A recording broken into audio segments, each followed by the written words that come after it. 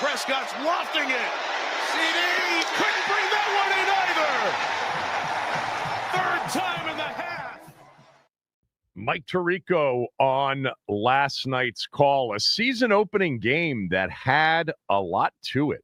You know, spits to start, flawless offense for a half, a lightning delay that cost us an hour plus, and a close, hard-fought game that came down to a couple of mistakes that Dallas made, a fumble and a few massive CeeDee Lamb drops in the fourth quarter. Philadelphia wins the game 24-20. I don't know if you went to bed when the delay began. If you did, join the club. It wasn't my intention, but it happened. And then I got up at 5 a.m., not knowing the final score, not looking at my phone, and I watched the rest of it, the final quarter plus the final 4 minutes, 44 seconds of the third quarter. Not a bad opener. Seriously, Philly hangs on. They're 1-0. Dallas to 0-1. And, man, if you listen to some of the sound coming out of the Dallas locker room, including from Jera, they seemed pleased with the loss. They feel like they played really well. You know what they did for the most part? Good morning, everybody. Here we are, the first full Friday football show for NFL football. Yeah, and we are packed today. Coming up here in about 10 minutes, we will start the What Will Washington Do This Year? I want a final record prediction, and I want one bold footnote to that prediction. All right, 301-230-0980. You can start lining up with your season predictions for Washington. It's your full 17-game season record prediction. You're on the record as of today. So will I be. So will Max. And one bold footnote to go with it. I'll have my keys to a win over the Giants a little bit later on in the show. We will do an NFL weekend preview highlighting the biggest games of the weekend, and there is a huge game on Sunday night. We have some sound from yesterday. Yesterday was coordinator day, and I've got a smell test last week. Pretty good start, 5-1. Ben Standing will join us as well on the show, and we'll get his season prediction. We'll get his Sunday prediction, etc. So real quickly on last night, or maybe not real quickly, that was a good football game. That was an entertaining football game. First of all, I thought both quarterbacks were outstanding. I thought Jalen Hurts was near flawless as a decision maker, as a thrower, as a runner. You know, those first two touchdown runs. There's something about watching Jalen Hurts that sometimes it looks like he's at half speed, but when he needs to be at full speed, he uses that full speed, and it is enough. 2 touchdown rushes off of scrambles in the first half. Neither team punted in the first half. There was only 1 third down conversion missed. Philly was 5 for 5. Dallas was 4 for 5. It was just up and down the field. The Cowboys had 4 total possessions. Philadelphia had 3. That's a low possession game. You get that when there's no punts, when there are no third down stops. Dallas managed the final, 30-something seconds beautifully to get in range for a field goal attempt. Man, they looked so much more buttoned up from a game management standpoint in Brian Schottenheimer's first game than they ever looked in a Mike McCarthy game. Dallas always seemed to be on the wrong side of, 2-minute clock management decisions, penalties. Last night, just 4 penalties for 42 yards. There wasn't the plethora of, neutral zone, lining up in the neutral zone infractions that have really plagued Dallas, or they did have 1 delay of game, 12 men on the field defensively. That was the only sort of mindless penalty of the night.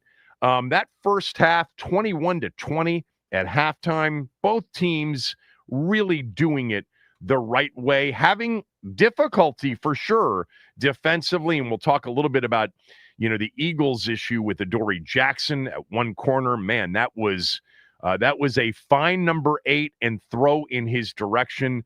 But, the game starts last night with incredible drama, with Jalen Carter getting tossed before the first play from scrimmage as a fellow teammate lay on the field after the opening kickoff, and he spits in Dak Prescott's face, ejected. Now, later on in the game, we saw the other angle of Dak spitting, not at Jalen Carter, between his two offensive linemen towards the ground. But you talk about a selfish act from a defensive MVP candidate in the opening game of the year and how they felt his loss. Dallas just moving the ball up and down the field. 4 possessions, 4 scores in the first half. Javonte Williams being able to run the football. Miles Sanders being able to run the football. He was missed. They're lucky they survived the opener without him. But God, what an absolutely selfish, stupid act by Jalen Carter. Unbelievable. They still have players, though, man. Zach Bond is special. Quinyon Mitchell is really good. Nolan Smith is good. The rookie, Jihad Campbell, had his moments. They've got really good talent. Jordan Davis, another load, another Georgia guy, up front. Philly's lucky they survived this game without him. It'll be interesting to see and read and hear about how it's addressed with Nick Sirianni in that locker room. I'm sure he will get fined in a significant way. I don't know what the collective bargaining agreement will allow the team to do. But in the meantime, the Cowboys took advantage of it. They were able to move the football. Even in the second half, when they didn't score, it wasn't because they weren't able to move the football.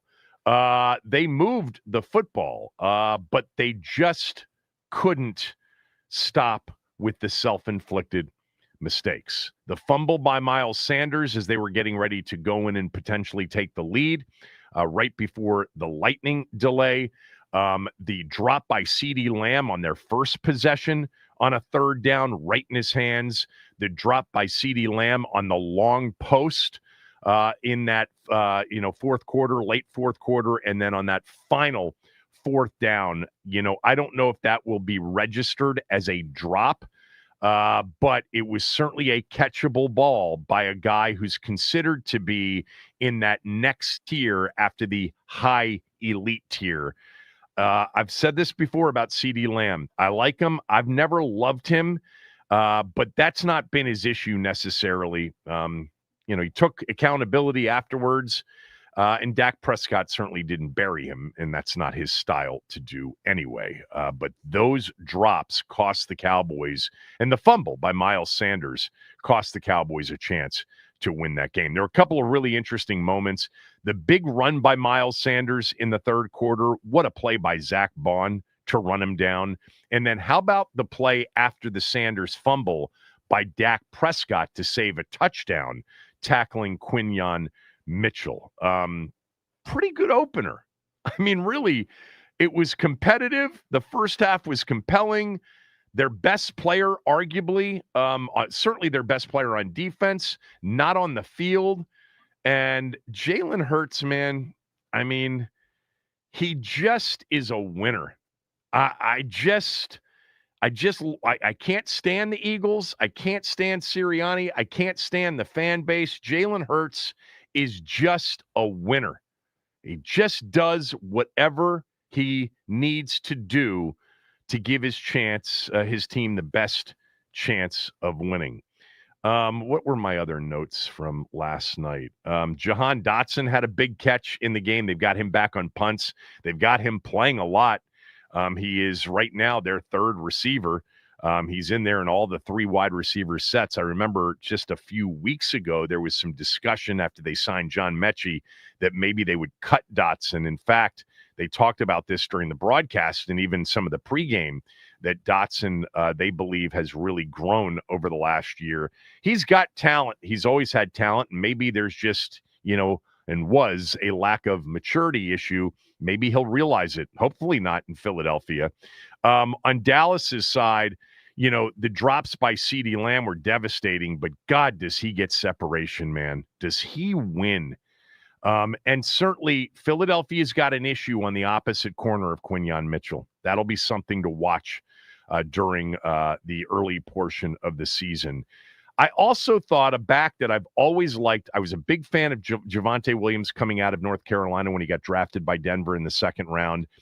He's had injuries. That's really been his issue. That first year when, by the way, Vic Fangio was his head coach in Denver, he was a really good back as a rookie in that 21 season. That was the season that Flacco was the quarterback in Denver for a big portion of the season, and they lost all those close games early. But one of the reasons they had a chance to win a lot of those games was Javonte Williams. His problem is he's missed a lot of games and hasn't had the opportunity with some of the other backs they had to get back in as the regular guy. I think that the combination of Sanders and Javonte Williams, and we didn't see the rookie Jaden Blue, but I think Dallas's running back situation is better.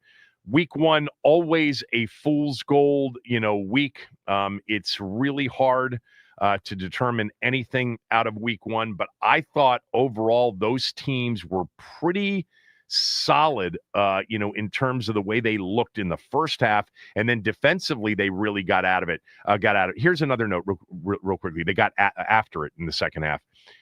Marshawn Nealon, before he got hurt last year in his rookie season, was a player that played at a high level. People really liked him. Number 94 for Dallas. He was a second-round pick out of Western Michigan. I thought he was outstanding last night for the Cowboys. Oh, one last note. I bet you Cowboy fans are not thrilled with Javonte Williams wearing number 33. Now, you Cowboy fans would have to let me know this. I don't think the Cowboys retire jerseys. I think they've got the protected thing going. I think Tony Dorsett's jersey has been protected. I might be wrong. You might give me 5 guys that have worn 33. But it looked strange as a longtime NFL fan and as a Skins-Cowboys rivalry, historian. When you see 33 out there, it seems to be a little bit off. I'm surprised. Maybe you Cowboy fans can let me know about that. I wonder how Javonte Williams got to wear Tony Dorsett's number. I thought that would have been a number that would have been protected. Now, 88's been worn after, all these years. Drew Pearson, obviously, and then, Irvin, etc. It's been sort of a tradition to give those 88s out. But I thought that looked strange. All right, one game in the books. We got a game tonight in Brazil. No more, stadium talk. No more name talk, at least for the time being. No more holdout or hold in or trade request talk. We got games. We got one from last night. We got one coming up on tonight in Brazil. We've got 13 more on Sunday and then one on Monday night to finish up the season. So we do want to get everybody on record. What is your Washington record prediction for 2025? Max and I on the show yesterday did the second half of our NFL predictions. We did AFC on Wednesday. We did our NFC predictions on yesterday's show. And we both have Washington in the Super Bowl out of the NFC. Max has Washington facing off against Baltimore, right? And I have Washington facing off against the Chiefs. We'll give you the winner, the Super Bowl winning pick, later on in the show. But right now, I want at 301-230-0980, I want your Washington 2025 final season record prediction with one bold footnote. I'll give you mine. Max will give you his when we come back. It's the Kevin Sheehan Show on the Team 980, the team980.com. Don't forget, you can watch us on our Team 980 YouTube channel. Hit the subscribe button and hit the like button when you get there.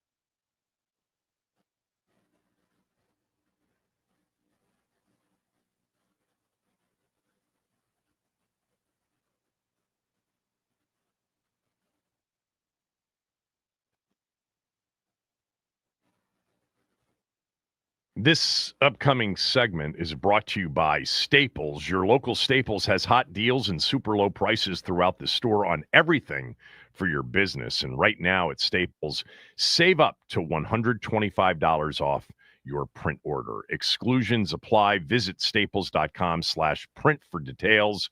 Ends 9/13 and save even more with Easy Rewards program, with the Easy Rewards program at Staples. All right, time for everybody to get on record with their 2025 Washington season record prediction. And I want one bold footnote, even though I'm going to give you two bold footnotes. By the way, looking back at last year, and I kept all of our predictions from last year, I was at 10-7. That was out there, but my bold predictions were not very good. Brian Robinson Jr. was going to make the Pro Bowl. Zach Ertz, 80-plus catches. Predicting Ertz to have a big year wasn't that far off. But my last bold prediction was Daron Payne would have a monster season. I think I've predicted that pretty much every year. I'm not going to predict it this year, though. I'm not going to predict it this year. That was a little bit off. All right, my final record prediction. I've already told you, I think Washington will make it to the Super Bowl. Barring the only concern I have about this football team's offense, and that is just keeping number 5 upright and healthy. You know, he is still one of those guys, when I look at him, it was the only thing that bothered me coming out, and I say bothered me, it was the only long shot concern that I had, is the frame, you know, and would it hold up? Especially with the way he plays. But, man, he is intelligent. We saw a lot of that growth last year. I've got Washington at 11-6. I don't think this is going to be some sort of big step back season. I don't buy into the, oh, well, they can't keep winning close games. Oh, they can't keep hitting on fourth downs. Oh, they're not going to keep getting the breaks of facing, you know, backup and third string quarterbacks. You know, those close games, for all we know, won't be an issue this year because they're going to be so much better offensively. They'll have 2-score leads in the fourth quarter. That happens sometimes. You know, teams don't have all of those opportunities. They're not faced with that level of sort of tight, adverse situations that they have to overcome week in and week out, like Washington seemingly had to do last year. I think this offense is going to be better. I think the quarterback is the best in the conference. Now, you know, why didn't I go 12-5 or better? You know, they have a lot of really good teams on their schedule that if they play those teams at the wrong time, meaning those teams are as good as we think they could be and they're healthy, they're not going to win all of those games. I could easily see them losing at Arrowhead or getting beat, you know, in a game in Philadelphia or, you know, even at Dallas or, you know, the Lions at home or something like that. I mean, these are going to be tough, hard-fought games, some of them. I doubt that they'll be on the edge as much as they were last year. Now, the reason they would be on the edge as much as they were last year would be the same reason they were on the edge last year, and that is defensively, it turns out they weren't improved.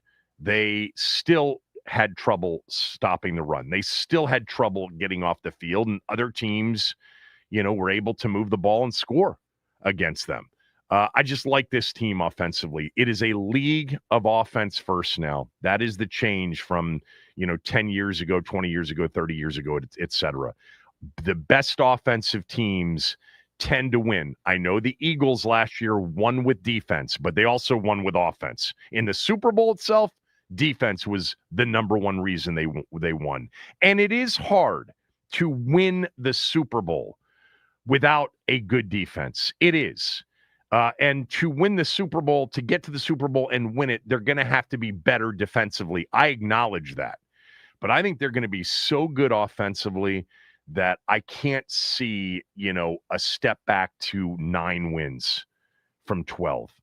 I could see 11. I could see 10, but they're going to be in the postseason. I'm going 11-6 on my season prediction.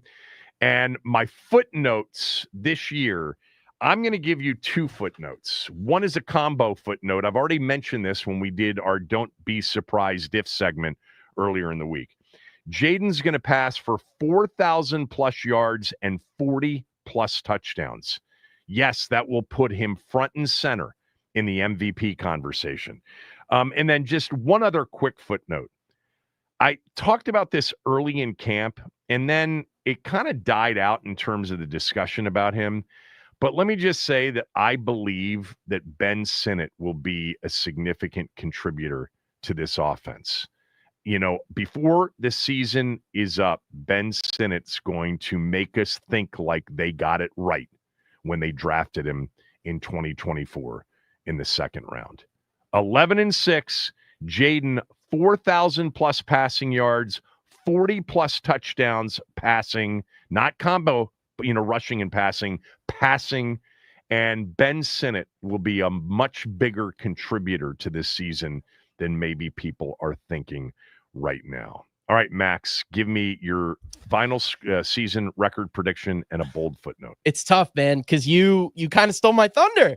11-6 is what I also have them going, just because I do think that there's going to be a plethora of these good teams that are and they've got a target on their back. But the losses I have, I think Green Bay is going to be a loss. I can see them losing to Kansas City. I can see them going to Detroit and Detroit coming here, getting their lick back. I think Denver is going to be a really tough game. And then I think we split the season series with Philly and Dallas. I do think we sweep the Giants though. So 11-6 is going to be my is going to be my record prediction. I'm going on the record. And my bold prediction, I gave you that the defense or the secondary would be top 3 in the NFL this year. So leading that secondary is going to be Mike Sainristil, who will also be leading the NFL in interceptions this year. Okay. You've had some good, bold predictions. Bucky Irving winning Offensive Player of the Year. Tampa Bay, by the way, being the 1 seed. I think they're going to be real good. Was what you had yesterday. And now you've got Mikey Sainristil leading the league in interceptions. Tiny dog. He's going to eat. Yeah. All right, let's get to the phone lines. 301-230-0980. Final record predictions and one footnote. Let's start with Scott in Odenton. Scott, go ahead. Good morning, Kevin. How you doing? I'm well, Scott. Good. I'm calling. You're not going to like my prediction. The footnote I had for Archduke Maximilian is going to be a little different than I gave him. I'm saying 7-10, and my footnote originally was the defense might not improve as much as it is, but I was thinking about it while I was on hold. I think somebody on offense that's a major contributor to the offense is going to get hurt for a significant amount of time. Somebody like McLaurin or an Ertz predicting or injuries. Daniel. I love this time of year when we're predicting injuries. So who's going to get seriously hurt? McLaurin. Who else? Somebody significant on the offense. So it could be somebody like McLaurin. Is somebody significant on the offense? I was just giving a couple examples of guys who are going to be big contributions. Now, listen, after Jaden, who would be the most significant loss offensively? It would be Terry, I think. But you might, once we start seeing games, you might say Tunsil. I mean, hell, you might say Debo or Ertz. But all right, so 7-10. By the way, you're not, it's not that I don't like. I want predictions. Everybody's entitled to their opinion. I mean, this time of year, I want them to win the Super Bowl, but I think it's going to be year 3 is going to be the big year. And no, my real name is not Ron Rivera, and I'm not saying we should get Carson Wentz. Okay, good. Or keep Sam Howell as the quarterback and draft some good linemen. Thank you, Scott, for that. You. Let's go to Michael in Eldersburg. Michael, your final record season prediction with a bold footnote. Kevin, so good to be with you again. I haven't talked with you in 3 years since I think you moved to 10 o'clock. So wow, Michael, thanks for calling back. Appreciate it. So I'm going to go 8-9. My thoughts are that historically, the head coach and the OC always seem to peak in their first year. It's not a big sample, but that's sort of been their MO. Give me the examples. I can't think of one right now. Brian Dable? I'm thinking of Kingsbury in Arizona and Dan Quinn in Atlanta. Oh, okay, got it. They peaked in year 1, and then it went downhill from there. Okay. The other footnote would be, I think you're going to see the kicking game lose a game or 2 for this team. And that's important. And my bold prediction is that at some point mid-season, a leak is going to come out that there's a rift between Kingsbury and Daniels. And I think we all know who's going to win that, and that Kingsbury will not complete the season on the sidelines. Wow. Whoa. By the way, Kingsbury's first season was 5-10-1 in Arizona, and Quinn's first season in Atlanta was 8-8. So their best years were actually their second seasons. So I don't know if that's going to influence this call, but there was a lot of but no. Kingsbury not finishing out the season after a big rift with the quarterback. That would be interesting. I'll tell you what, that seems like the biggest long shot of anything I've heard. Honestly, the reason being, they apparently get along so well, and Jaden seems like the last guy that would actually force a change like that. Thank you, Michael. Good to hear from you again. Ian, season record prediction with a bold footnote. That was quite a call to follow. Yeah. I'm going to go 9-8. I do think they take the last wild card spot. And then I changed my bold prediction from the defense being not good to Adam Peters can't find a kicker. I think we'll have 3 kickers on the roster. Oh, God. This year. I can't find a kicker. How many did we have last year? 4. So I think 3 this year. Was it 4 kickers last year? It may have been 4 kickers last year. It was 4. It was Seibert, Gonzalez, Greg Joseph, and Cade York. They gave this guy a bunch of money. He's kicked well. His more recent issues have been on long field goals. By the way, I mentioned something a few weeks ago that got mentioned on the broadcast last night, and I don't know if you guys heard it. The K1 kicking ball, they use a different ball, kickers do, when they come in to kick field goals or when they kick off. The previous rule was they couldn't start to break those balls in until an hour before kickoff. Now they get to do it a couple of days before kickoff. And everybody believes that that is going to result in much longer field goal, attempts and makes. During the preseason, we saw multiple 60-plus yard kicks, and we saw the 70-yarder by the Jacksonville kicker. So maybe that'll help Matt Gay out. I don't know. But look, if they end up playing as many close games as they did last year and you've got kicker issues, it's going to be costly, no doubt. Thank you, Ian.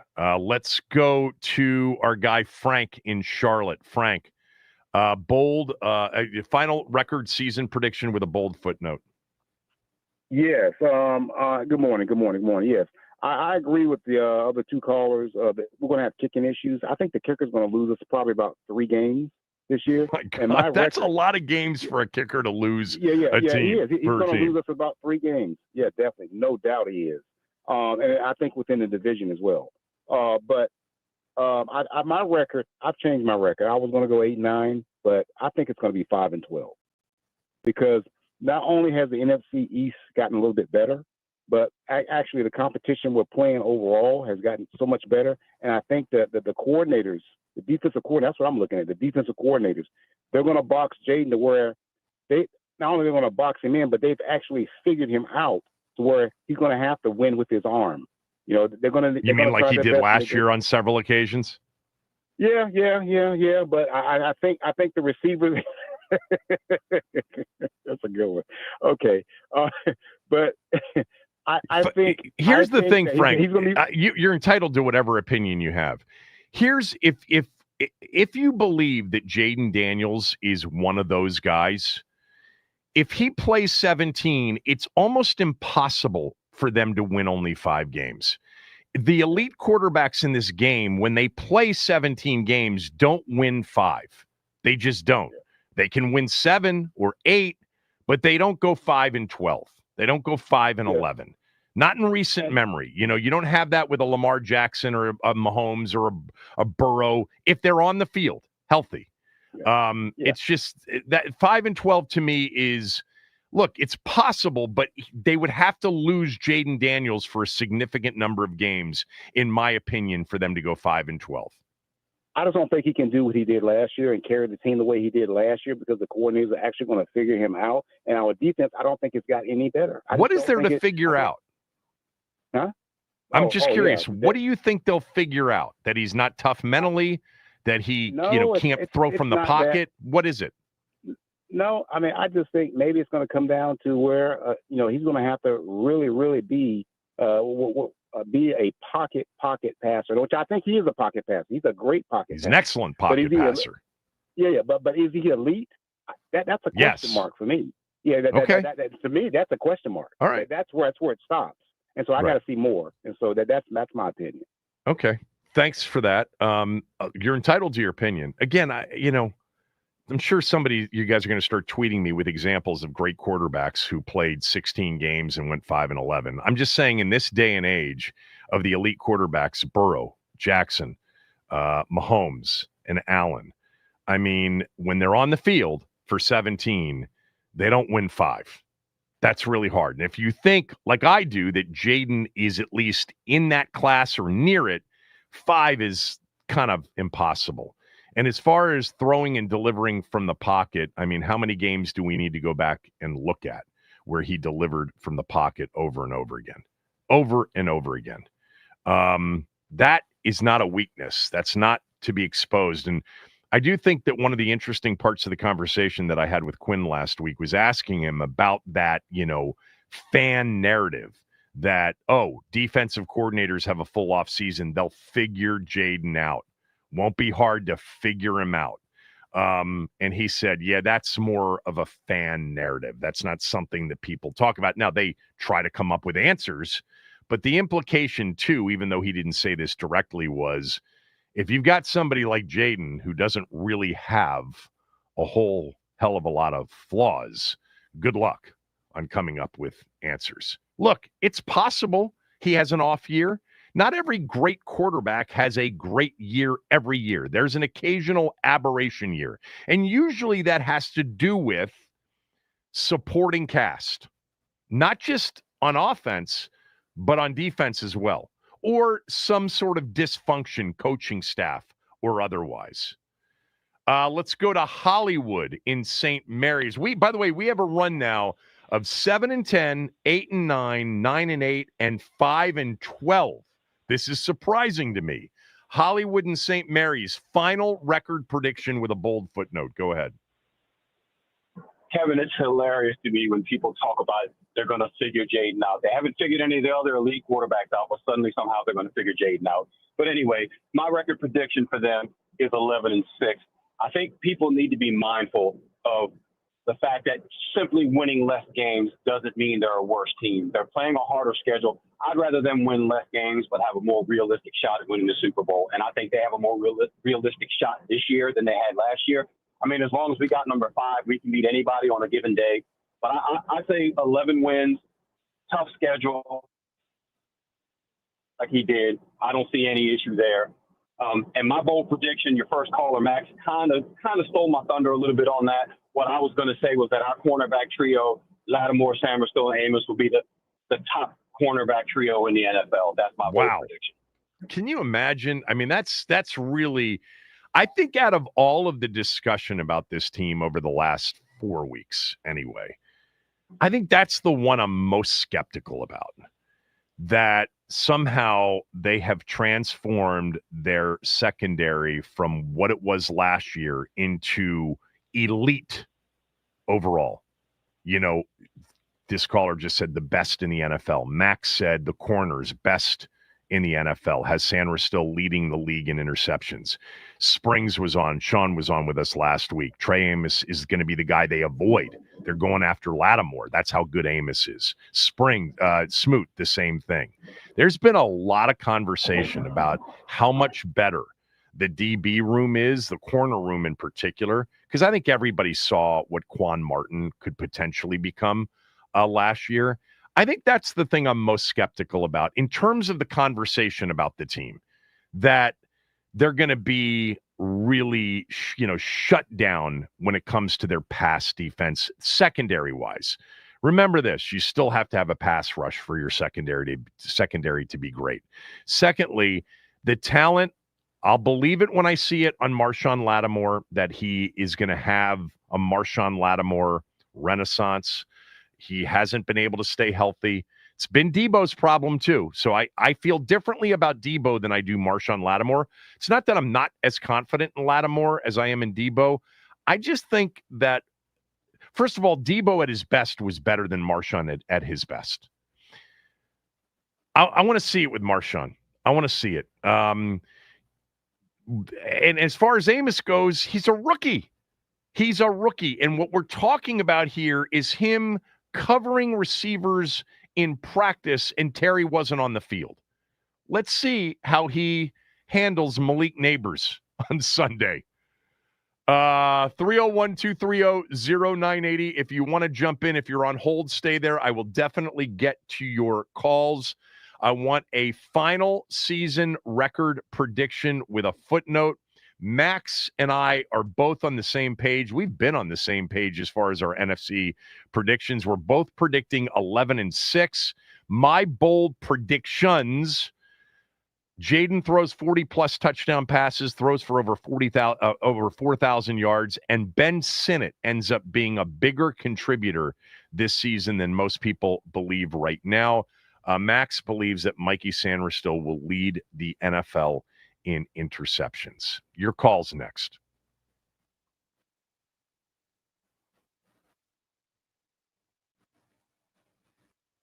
All right, it is Happy Friday, Football Friday.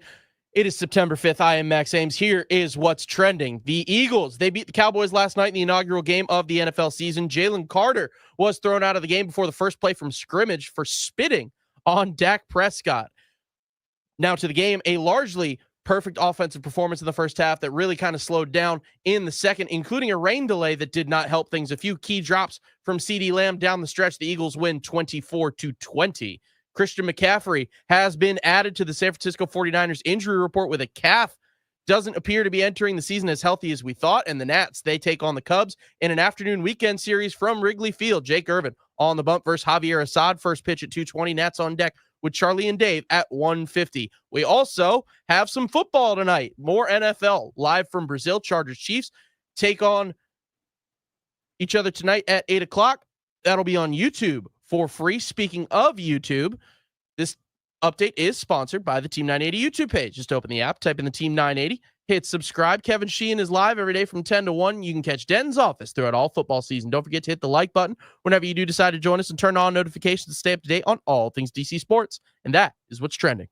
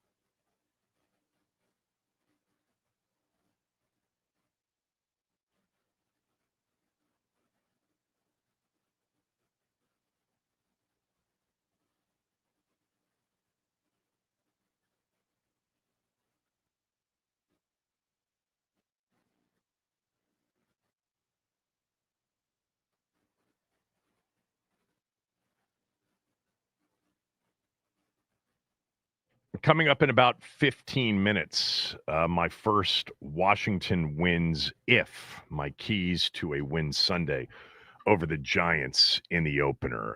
But we will continue taking calls right now on season record predictions and a bold footnote. I'm at 11-6. Max is at 11-6. So far, we've got a 7-10, an 8-9, a 9-8, a 5-12. And then that last caller was 11-6, right? I think he was. Let's go to Aveen. Aveen, go ahead. Hey, Kevin. I've got 13-4 this season. I think Jaden cements his status as being an elite quarterback. I think he was playing his best football the last 2 months of the season. I think he leveled up. And I think that's a Jaden Daniels we see this season. And, you know, it's just such an advantage having a elite quarterback. It's a big-time tiebreaker, a guy who can, you know, keep your team on the field no matter what, elevate the offense, make plays happen out of nothing. And it's why elite quarterbacks typically almost always win double-digit games unless they truly have a bad defense or they have a bad coaching staff. Right. So that's my record prediction. I think my bold prediction is that they're top 10 in turnovers force. I think this starts to look a little bit more like a Dan Quinn defense. I still think they're mediocre on defense, but they force turnovers. They blitz a lot more. And just a couple other quick things. I've been losing to Green Bay and Detroit, but being in the playoffs, I think the hype around Green Bay this season has been kind of nauseating as a Super Bowl team. Jordan Love's going to, you know, have to prove that he can consistently be accurate, consistently be a good decision maker for me to believe that. And last thing, Kevin, really fast. Last night was the quintessential Jalen Hurts game where you're totally in your right to say he's a winner and he did enough to win the game and he was efficient and all that. And for me, I just think he holds that offense back. That passing offense is so limited. He's afraid to throw in his zone coverage. 19 completions, 17 were for 8 yards or less, all underneath. And I bet you A.J. Brown and Devontae Smith were open a lot downfield during that game. So I just think the NFC looks vulnerable. We have an elite quarterback. This is going to be the best offense come playoff time. We're going to be able to run the ball really well. So that's the reason for 13-4. Yeah. I think on your Jalen Hurts comment, you know, there is a lot about his game that you can nitpick to death. There's no doubt about that. But this guy consistently during his career, when it matters most, he doesn't hold on to the ball that long. It does get out. It does go downfield if it has to. And obviously off schedule, he's excellent. That's all. Why isn't he that way all the time? I don't know. Remember this, they've got a new coordinator and it'll take some time perhaps there with the coordinator. I'll tell you who was open a lot and who is, you know, for a quarterback like Hurts, by the way, for almost any quarterback, ends up being, you know, as Doc calls tight ends, you know, calls Zach Ertz Jaden's binky. Dallas Goedert is a big target who gets pretty good separation, and he can always find Goddard. And I think maybe the mentality of Jalen Hurts is, I don't have to take big risks with this team around me.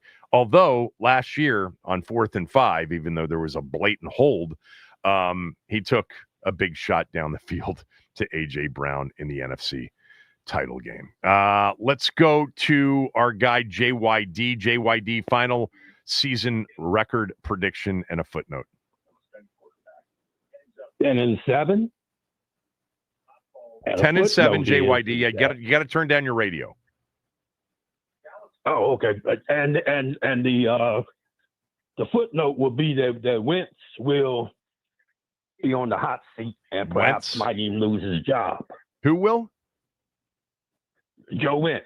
Oh, Joe Witt. Joe Witt on the hot seat. Got it. Yeah, okay. Right. Thanks, JYD. Appreciate it. Let's go to Sabah. Sabah, final record prediction and a bold footnote. All right there, Kevin. First of all, I forget who stole my thunder about the 3 kickers. I was going to predict that as well.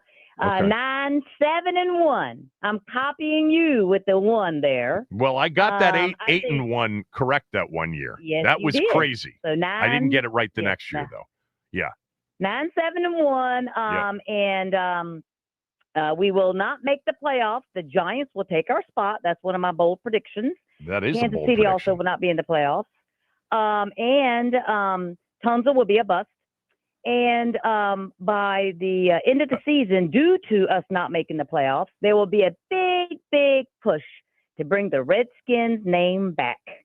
And starting next year, we will be the Washington Redskins again. Okay. And I got one last thing for you. I hope you're right. I hope you're right. That's bold. I'm upset with you about the Chicago thing. I told you about Bajan back on August 20th. I said, this guy's going to take over Caleb's spot.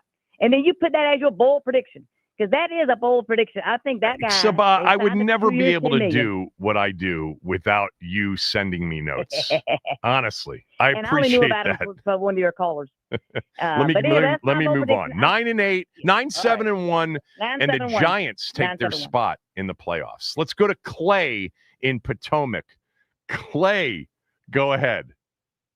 Yeah, I got the team 12-5. I'm a long-time listener, first-time caller. I actually thought you were going to be Cowboy Clay, who also lives in Potomac. Oh, but no. It's a different Clay in Potomac. So you got him at 12-5, long-time listener. Very much appreciate that. Thank you, Clay. You want my bold prediction? I do. Yes, the bold prediction is Luke, my man Luke, Cool Hand Luke will bring us touchdown and Debo, because we will use him to run and not keep him on the pitch count. He's going to get hurt. So I got Debo Samuels going down. I got Luke being our savior. And I have a question for you. Okay. Will Cliff Kingsbury leave at the end of the year? If they have another year like they had last year on offense, there's a really good chance he's going to be at the top of the list for available jobs. And I would think a guy like him, super competitive, even though he's getting paid like a head coach off the Arizona deal, is going to want to take, one more big swing at being a head coach. So yes, I would say that the chances are pretty high if they have the same kind of season on offense that they had last year. Thank you, Clay. Appreciate it. Let's go to Jason in Laurel. We're getting the record predictions back up there to kind of even out those first few calls. Jason, what's your final record prediction for 2025 and a bold footnote to go with it? Hey, Kevin. It's one of my favorite shows of the year. I can't believe Bob went as low as she did. I got us at 14-3, undefeated going into the Kansas City game. We lose in Minnesota. We split with Philly. We win the East. We're going to host the NFC Championship game. I think we get to the Super Bowl by having to face all of our former coaches. I think we face Green Bay, we reunite with Minnesota, and we play San Francisco to get to the Super Bowl, and I have us winning. And to piggyback on your last caller, my bold thing is on the podium. Cliff says I'm coming back. I don't think Cliff's leaving this quarterback, even if they win a Super Bowl this year. That's what I think. That's a lot of sunshine, but I'm kind of with you. I mean, I don't know about 14-3, and I don't know about you. You left Sean McVay off the former coach list, but they could certainly face him in the postseason as well. 14-3, that's the way to get to the Super Bowl. So that you're not playing 3 games on the road, you're only playing 2 games more likely at home. I've mentioned this about Landover. The most significant games in that stadium's history very likely will be played in the final 5 years of that stadium's history. Let's go to Bones. Bones, I want to hear your prediction for the year. Go ahead. Good morning, my beautiful friends. And it's a lot of people call here making these low predictions, right? I'm trying. Well, we picked it up. I'm kind of like, but look, I'm going 12-5, and my bold prediction is Jaden Daniels, being this is the second year, going to be league MVP. Now, all the people said 9, 7, 6, and 5. They're not really Redskin fans or Burgundy and Gold fans. I don't know where they come from, but we're going all the way. We're going to the Super Bowl this season.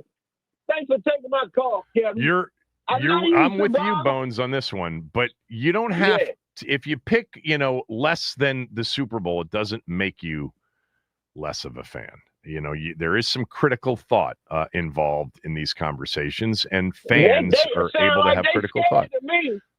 They Let's- sound like they scared to me. They sound scared. Well, yeah. That's some Look, scared predictions during right all there. those years when people like you were saying 14-2, and some of us were saying 6-10, it wasn't that I wasn't hoping that you were right. Trust me.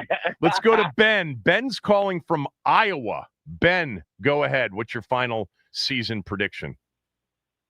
Hey, Kevin, I really hope I'm wrong. And I'm in a little bit of the negative Ian camp right now, but I'm going to say 9-8 due to the fact of Jaden will be the main running game. I don't know why we're convinced that we have a running game yet. I hope Bill's the real deal, but I think Jaden's going to be relied on heavily on running, and he's going to take a lot of shots. And I'm kind of where you were at the beginning of last year, Kevin. He's still small. He got a little bigger, but he takes shots, and he plays hero ball. And he'll do what it takes to get, first down in the end zone. So taking shots is my biggest concern, but that's reasonable. And based on, what was it, 10 out of the 20 games they played in, he led the team in rushing. You don't want to see that again this year. You don't. And I'm with you. Right. I'm not gonna buy into the Bill hype until I actually see it in a game that matters. I am a fan of Rodriguez. And I actually think that they, believe that he can do something as well. Sunday's game is going to be interesting to see if all four backs are active. Robert in Annapolis, finish it up for us. Go ahead. All right, Kevin, thanks for taking my call. By the way, our guy Joe was in Denver in 2019. That's where he went when he left the Ravens. He wasn't there. Oh, he moved right. on to the Jets. Well, wait a minute. So Fangio, how many years was he head coach in Denver? I thought it was only 2. I don't know about the coaching. All I know is Flacco got traded to the Broncos, and he was only there for the 1 year, 2019. If I can get onto the prediction here, it's like a couple of weeks ago. I'm seeing 9-8. It's not a bold prediction, but the thing is, I'm not sure, and probably that won't be good enough to get in the playoffs because the NFC is just better this year. So that's where I see it falling. I think they have issues with other than the quarterback, as we said before, really big-time playmakers and depth. They have issues with depth, and I want to wish you the best of luck in your smell test this year, but for a profitable season, not merely a winning season. I want to see you have a profitable season, my friend. Most of them have been. Most of them have been. Last year was not. Last year I gave out the wrong record for last year. Last year was. Last week I actually gave out the record from 2 seasons ago. Last year was then 2 seasons profitable. But anyhow, season. Good luck with that. We'll see how it. Thank you very much. All right, my friend. Thank you. Nitpicking on profitability versus winning record in a radio bit. Thank you, Robert. All right, when we come back, the first keys to a win over the Giants. Washington wins if.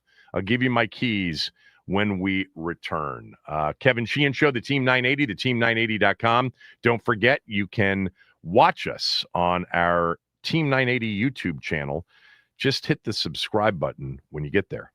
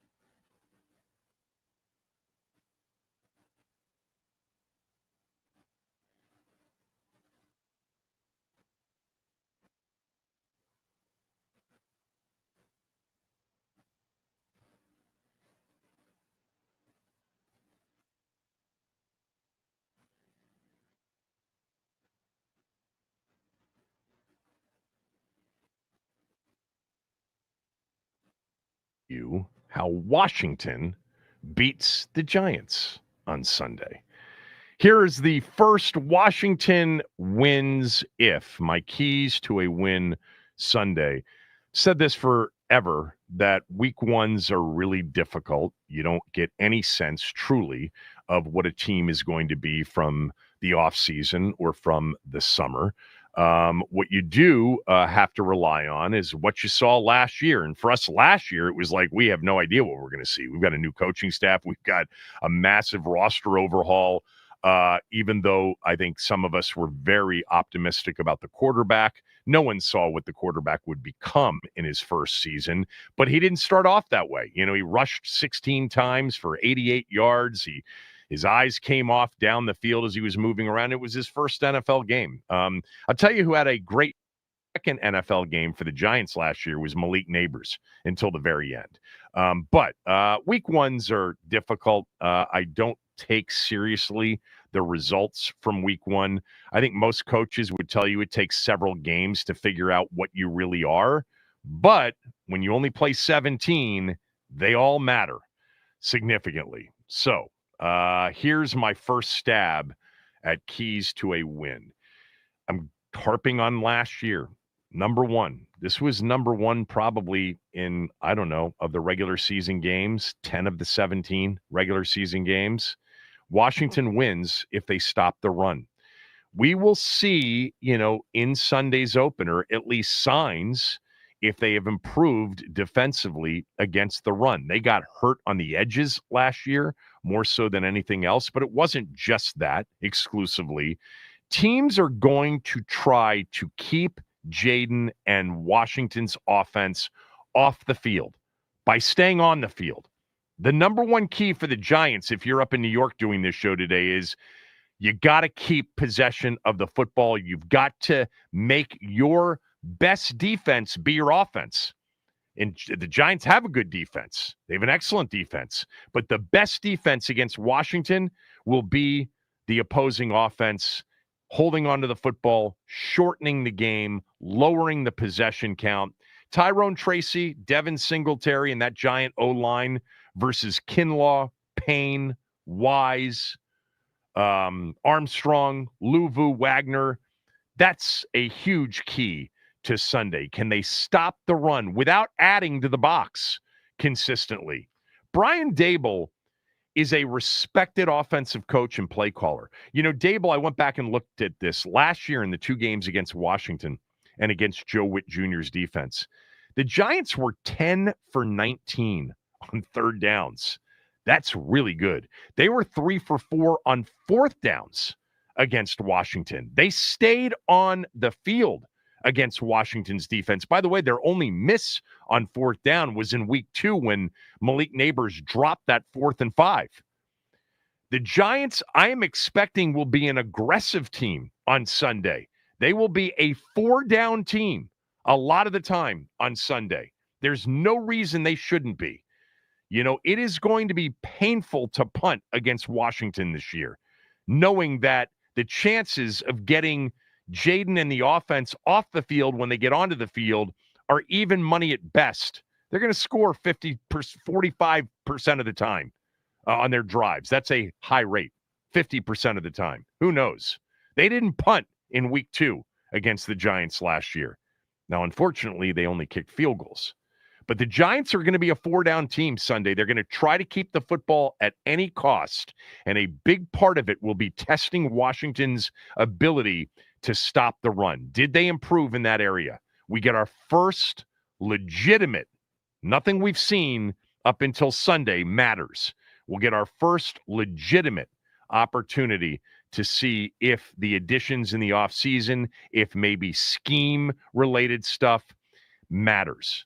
By the way, that dovetails into number 2. Number 2 is, it's something that Dan Quinn said with me last week, and you've heard him harp on this. They have got to tackle better than they tackled last year. They have to be a much better tackling team this year in terms of consistency. That was something he talked about, that they were in position. They didn't get guys to the ground. They got to get guys to the ground.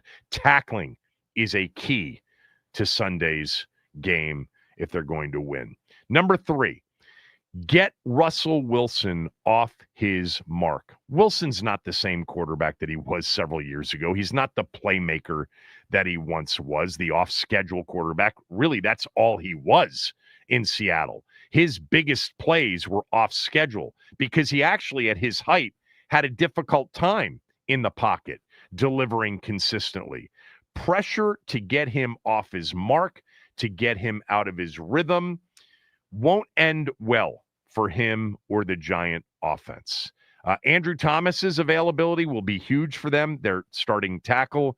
But regardless of whether or not he plays, passing downs in particular, you've got to get Russell Wilson to look to 2 and 3 off his mark, and then he struggles. Number 4, by the way, I'm focused on defense right now. I just don't have a lot of concerns offensively against a very good defensive team, mind you. Number 4, Malik Neighbors. I don't know what the answer is, but they've got to have an answer to one of the true superstar talents in the game. 109 catches as a rookie NFL record. 109 with DeVito and, Daniel Jones and Drew Lock, and I'm missing somebody. Bad quarterback play, and yet this dude and the separation he got was good enough for 109 receptions in his rookie year. So how do you combat a talent like Malik Neighbors? That's a good question. I just know that they can't let him take the game over. He is one of those receivers capable of taking over a game and dominating a football game. Can't let him do that.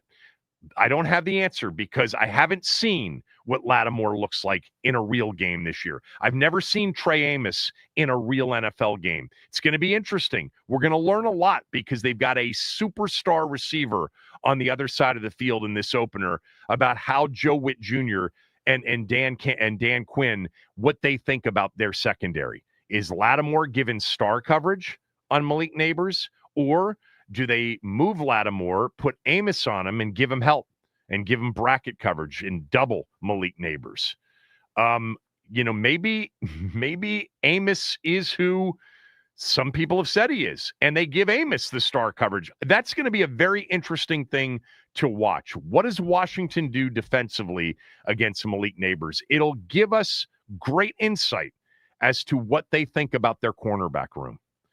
Number 5 on Washington wins if. This is, on the other side of the football. Dexter Lawrence can wreck a game. He's that good. Abdul Carter apparently looks the part. We'll see him in a real game for the first time. We'll see him against the tackles Washington puts out there, and they've got a really good one in Tunsil if that ends up being a matchup. But you've got 2 talents defensively. Giants are really good defensively, talent-wise. They really are. This is going to be what, if the Giants end up being better than people think they'll be this year, and I'm one of those people who believes that, it's going to be more likely than not that they're outstanding on defense and that Abdul Carter is the real deal.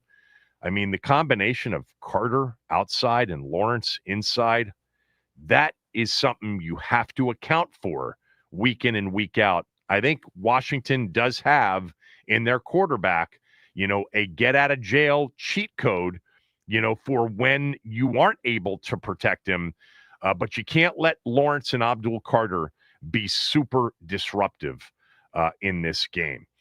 Next up, I think takeaways are going to be will end up being a big number to look at the end of the year, and it'll probably be the difference between 10-7 wild card and 11-6, 12-5 division title. I pointed this out last week, but only 6 teams had fewer takeaways last year than Washington. None of those teams were playoff teams. Only one team had as many or as few takeaways as Washington had, 17, and made the playoffs. That was Baltimore. What did both teams have in common? Cheat codes at quarterback.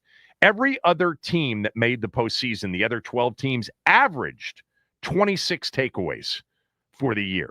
Washington's got to do what we thought they would do because that's what Quinn and Witt Jr. and Dallas's defense sort of thrived on, and that is takeaways. Quinn talked about tackling and takeaways, tackling and takeaways. By the way, good tackling sometimes increases the possibility of takeaways.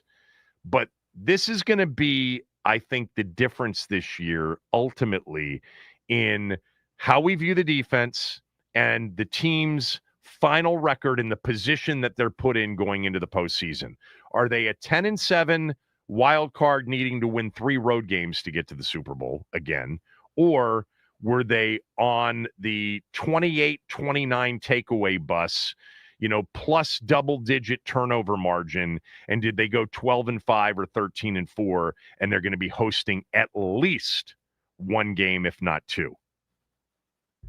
That, by the way, Sunday will be huge because, to me, even in the takeaway category, in the turnover margin category, Washington wins a tight game, plus anything, and they probably win in a double-digit game, and minus, and the Giants have a chance. That's kind of what I have. I have a few other notes. I'm interested to see if this year, from a return standpoint, they can flip the field a few more times than they did last year. I think special teams, they were excellent in covering kicks, with the exception of the Dallas game at home. Kavonte Turpin, with the exception of that game, they were excellent. Quinn talked all last season and even in the offseason about how they wanted to be a physical team, and that's why they kicked and let their kick coverage team set the tone in these football games. It'll be interesting to see where they are on the return front. Coverage-wise, outstanding last year.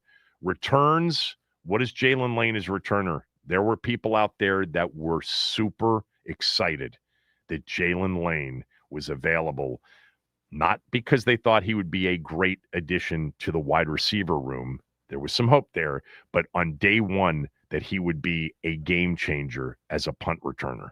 We'll see on Sunday if that is the case. All right, we'll have predictions on this game later on in the show, but there is your first Washington wins if of the season. When we come back, we'll go around the NFL. It is a no-bye week in week 1. Nobody's off. Everybody's playing 16 games. We've already got 1 in the books. Max and I will go through the rest of them when we come back. Kevin Sheehan Show, the Team 980, theteam980.com. Don't forget, you can watch us on the Team 980's YouTube channel. Hit the subscribe button. Hit the like button.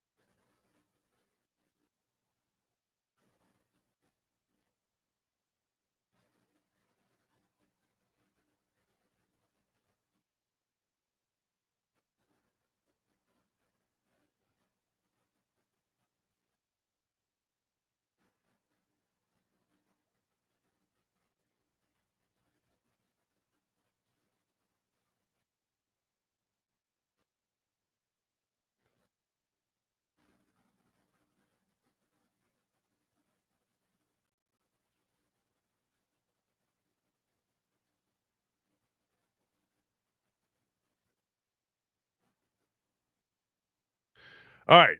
Every Friday, we will go through the NFL card. All 32 teams, of course, are playing on opening weekend. We saw game one last night. The 106th NFL season kicked off with the Eagles holding on for a 24-20 win over Dallas. Tonight, we get Kansas City and the Chargers. Before we go through some of these games, I will have my smell test picks in about an hour. Ben Standing, by the way, will join us at 12. So the NFL, we talked about this forever. It's designed for every team to believe that it has a chance heading into the season opener. And that is not an exaggeration because it's delivered many times over. Since 1990, all right, and this is now a streak of 35 consecutive seasons after last year, at least 4 teams that qualified for the playoffs were not in the postseason the year before. The 4 new playoff teams last year were Denver, Washington, the Chargers, and Minnesota. In 26 of the last 29 NFL seasons, from 96 through 2024, at least one team has made the playoffs the season following finishing last in their division. Last year, the Chargers, Vikings, and Washington, 3 teams accomplished that feat. Last place to the postseason. In 6 consecutive years from 2019 through 2024, and in 21 of the past 23 seasons, a team that chose in the top 5 of the NFL draft qualified for the postseason. Washington, of course, accomplished that feat last year after selecting Jaden Daniels number 2 overall. The Chargers did it as well. They selected Joe Alt at number 5 overall. Oftentimes it's not the massive surprise that that number and those stats would indicate because the team was bad the year before because it had a lot of injuries. The quarterback was out and therefore it finished in last place or it finished out of the postseason. But a lot of the times it's just a shocker. Last year, Washington was a shocker. The year before that, Houston was a shocker. We're going to get one of those. We're going to get one of those this year. Just hard to predict which one. Several new quarterbacks this year under center, taking it, I guess, alphabetically. Atlanta has Michael Penix Jr. In for Kirk Cousins. Kirk Cousins did not get traded. He is the backup to Michael Penix Jr. In Cleveland, Joe Flacco is back. He's going to start. In Indy, Daniel Jones beat out Anthony Richardson.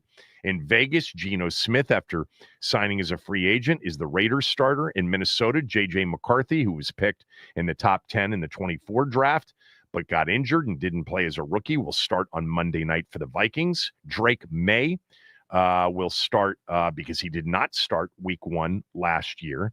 Jacoby Brissett was the starter for the Patriots week 1 last year, and they went into Cincinnati and won.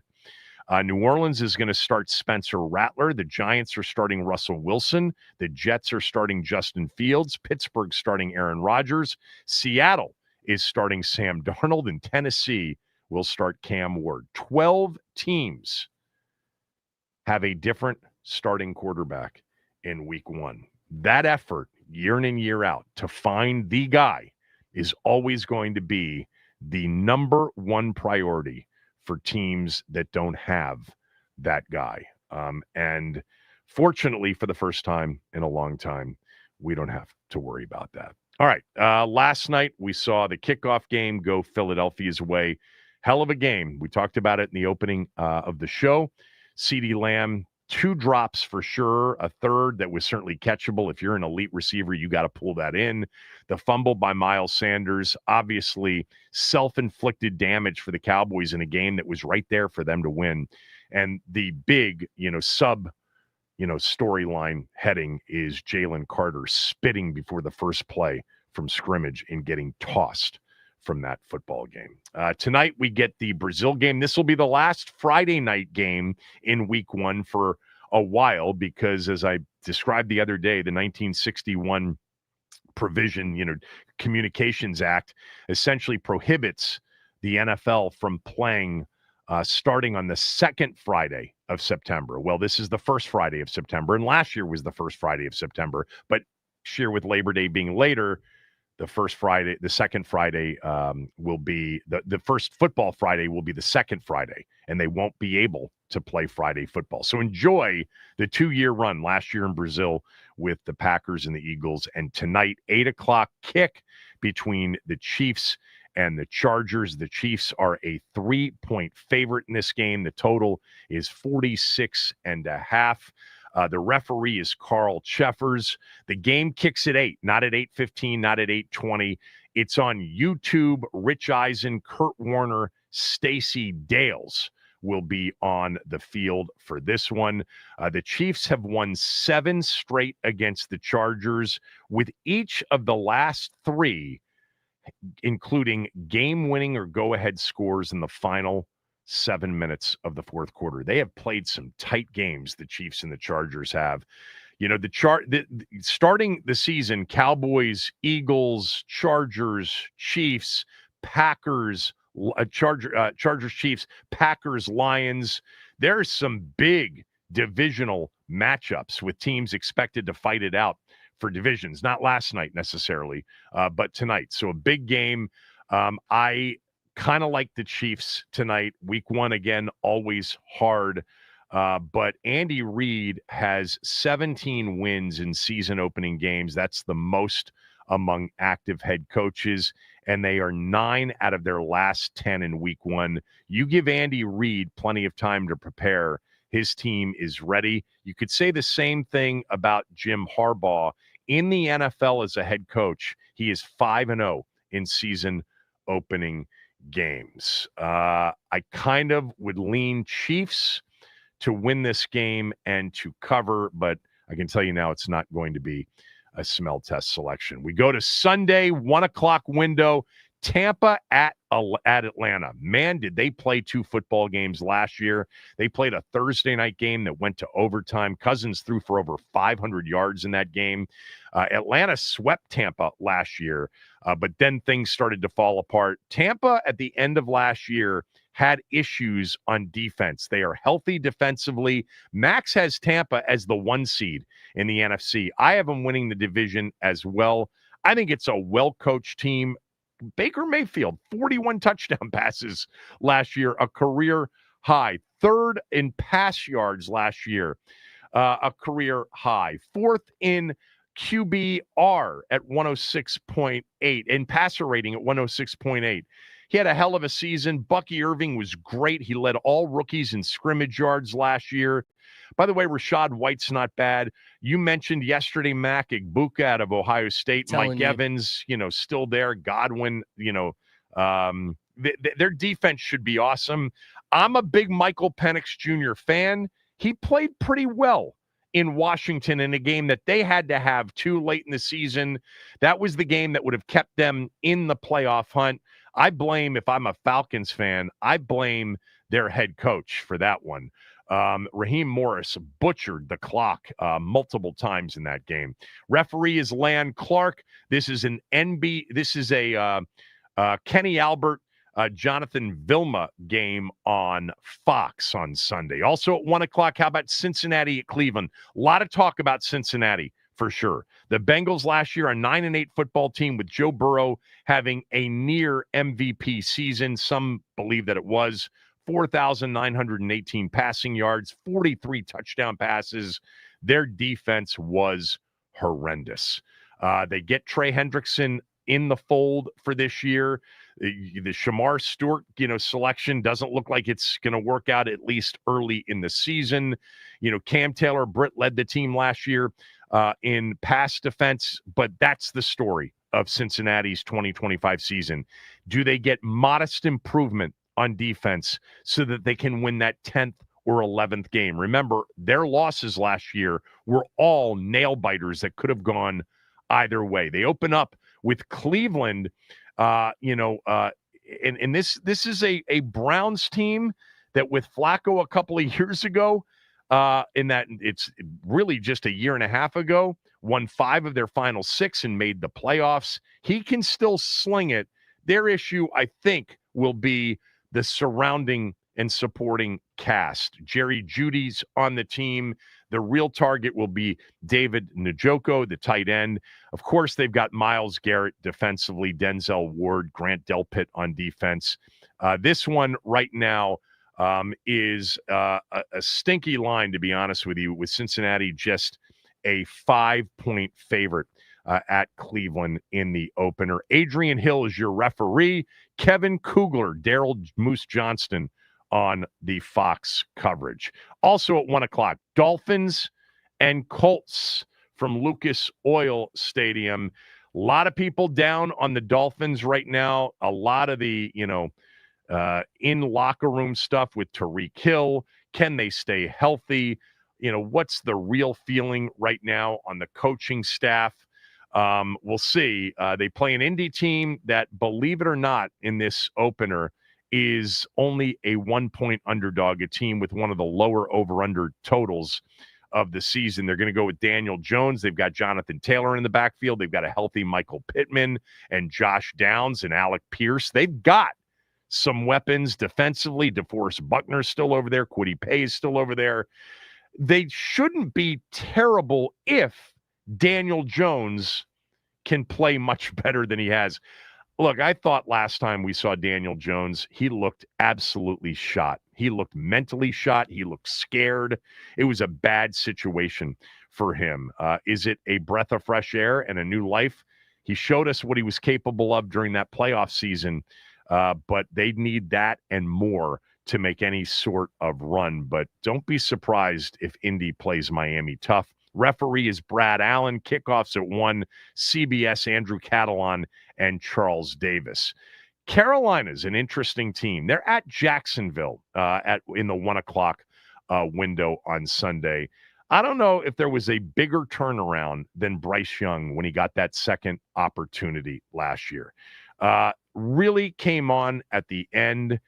He's done that every stage of his football career. People say in high school, then obviously in college.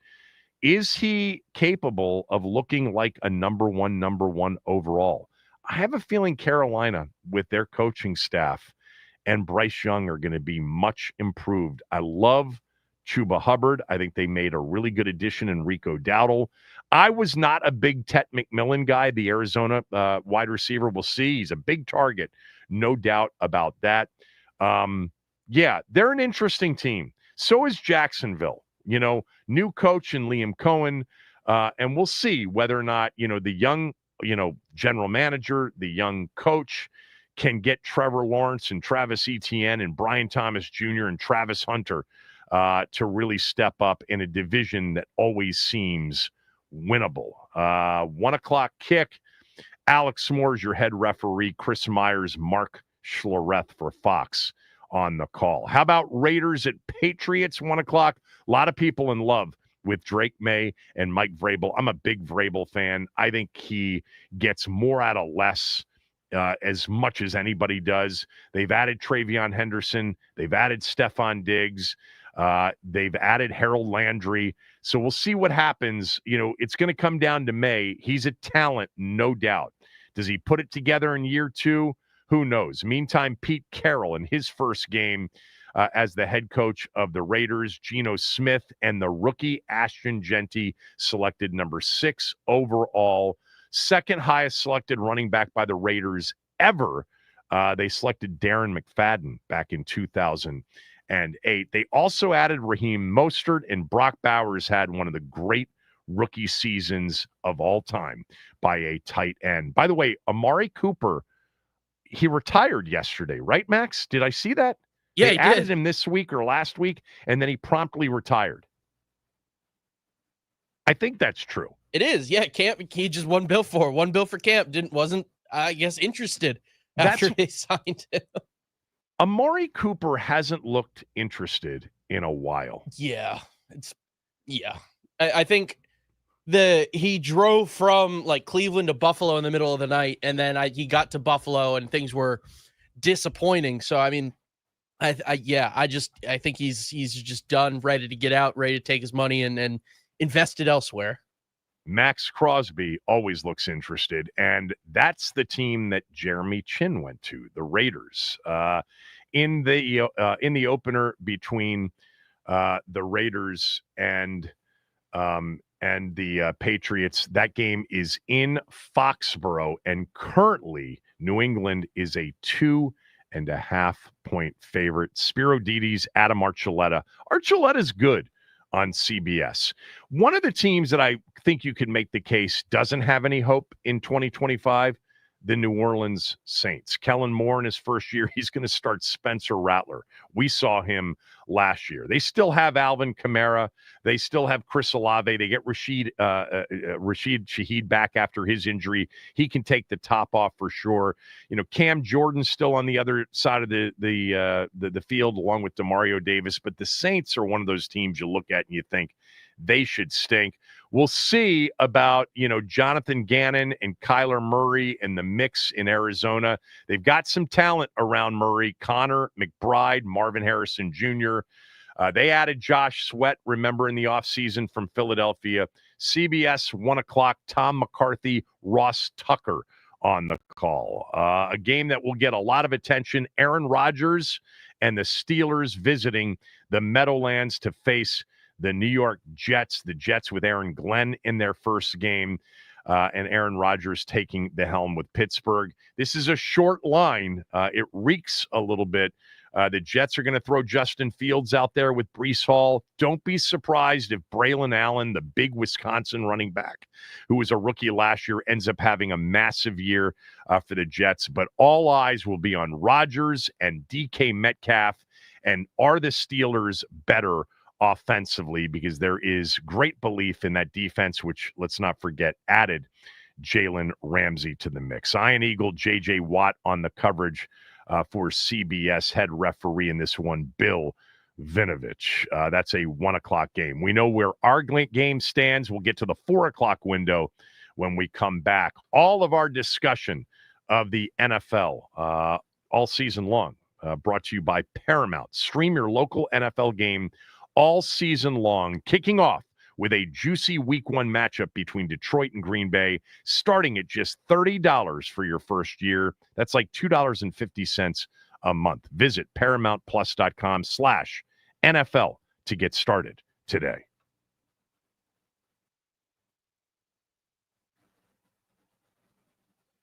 All right, my name is Max Ames. It is Friday, September 5th, and here is what's happening. The Eagles, they beat the Cowboys last night in the inaugural game of the NFL season. Jalen Carter thrown out of the game for the first play of scrimmage for the spitting on Dak Prescott. Nearly perfect offensive performance in the first half that really kind of slowed down in the second, including a rain delay that did not help things. A few key drops from CeeDee Lamb down the stretch. The Eagles win 24-20. Christian McCaffrey has been added to the San Francisco 49ers injury report with a calf injury. Doesn't appear to be entering the season as healthy as we first thought. My apologies to all the Christian McCaffrey heads in Fantasyland. The Nats, they take on the Cubs in an afternoon weekend series from Wrigley Field. Jake Irvin on the bump versus Javier Assad. First pitch at 2:20 on the Fan. Nats on deck with Charlie and Dave at 1:50 over on 106.7 The Fan. Maryland football, they play tonight. They will take on Northern Illinois in College Park. Kickoff is at 7:30. Pregame at 6:30 right here on the Team 980 following Burgundy Gold today with Linnell Willingham. Tonight, the Chargers, they take on the Chiefs live from Brazil at 8 o'clock. That'll be on YouTube for free. Speaking of YouTube, this update is sponsored by the Team 980 YouTube page. Just open the app, type in the Team 980, hit subscribe. Kevin Sheehan is live every day from 10 to 1, and you can catch Den's office during football season. Don't forget to hit the like button whenever you do decide to join us and turn on notifications to stay up to date on all things DC sports. And that is what's trending.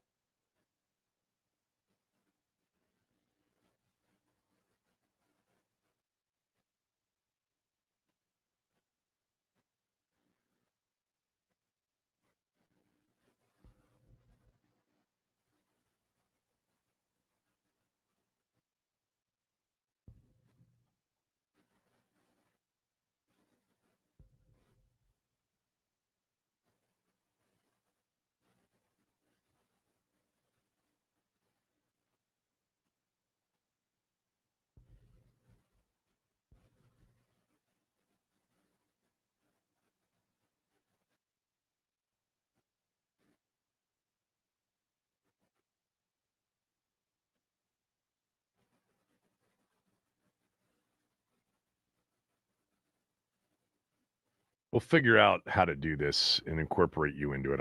We're kind of winging it here today. I just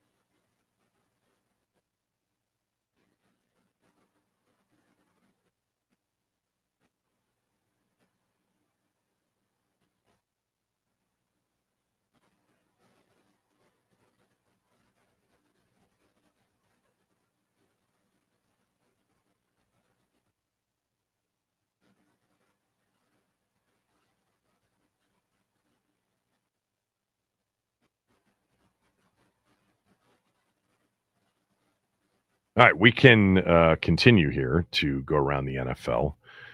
Ben Standy coming up at 12. My smell test picks about 12:25-ish. A lot of games on the board this weekend.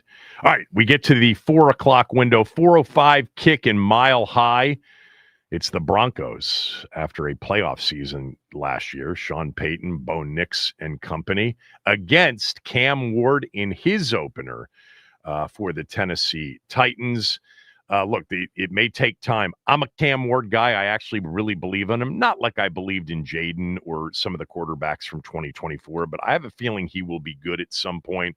They still have some players. You know, they got Calvin Ridley on offense. They got Tyler Lockett on offense. They've got the former Terp tight end, Chig Okonkwo, who really is excellent after the catch in particular. Defensively, there's still Jeffrey Simmons over there. Denver, well-coached squad. Offensively, we'll see what they do, with J.K. Dobbins in the backfield, along with, the McLaughlin kid. You got Mims, you got Engram, you got Cortland Sutton. For them, Sutton staying healthy will be big.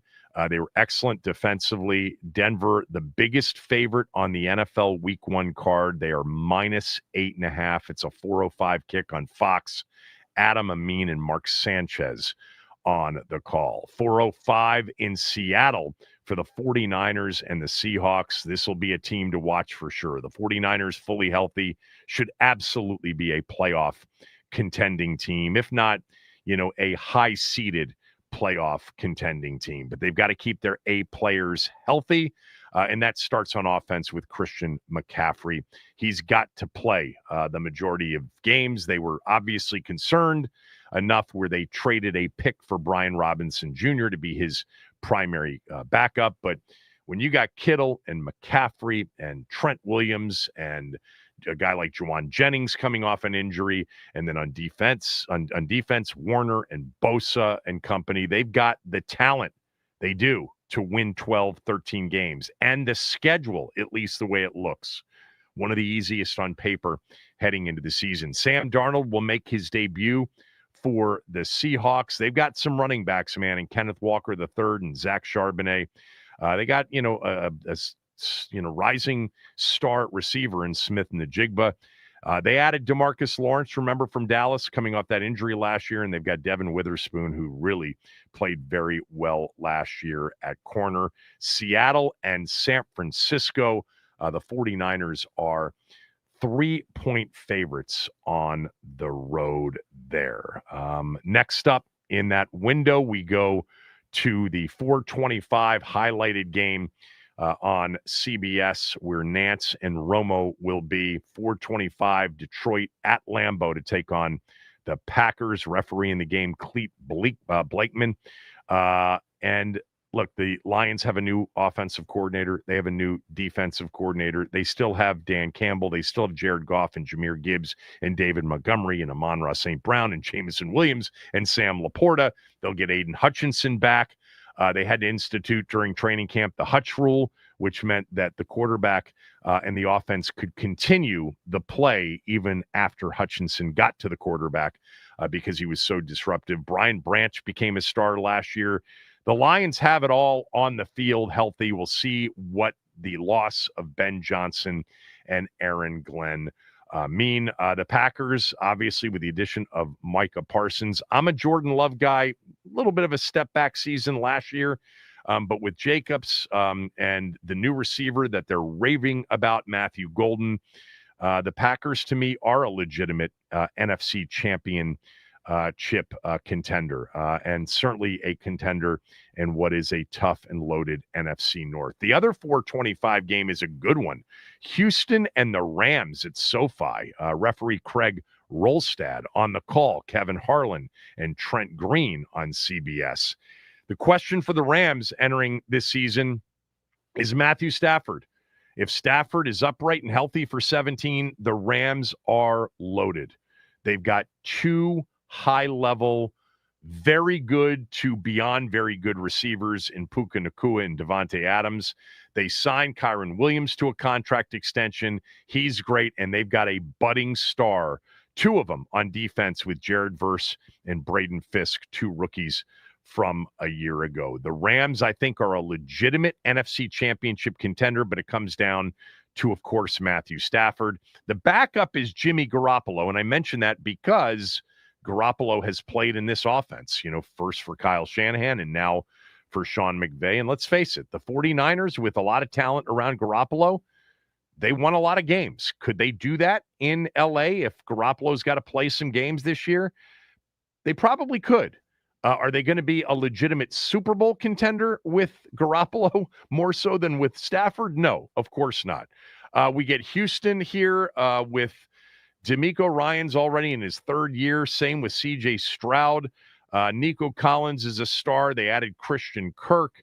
That defense with Will Anderson last year and Daniil Hunter, good God, it was nasty at times.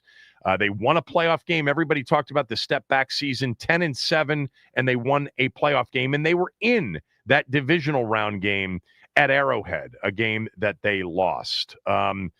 This should be, I think, a very interesting season opening game and a close game at that. I didn't mention the point spread in the Green Bay game. The Packers are 2.5-point favorites over the Lions, and the Rams are 3-point favorites over the Texans. We go to Sunday Night Football. What a Sunday night game this is. Baltimore and Buffalo rematch of the divisional round playoff game a year ago. Lamar Jackson certainly had a case for MVP, as did Joe Burrow, but Josh Allen won it. Jackson became the first player in NFL history last year with 4,000-plus pass yards and 40-plus touchdowns and fewer than 5 interceptions. Insane, right? 4,172 yards, 41 touchdowns, and 4 picks, not to mention the rushing yards. Derrick Henry's back. Zay Flowers is back. Rashad Bateman's back.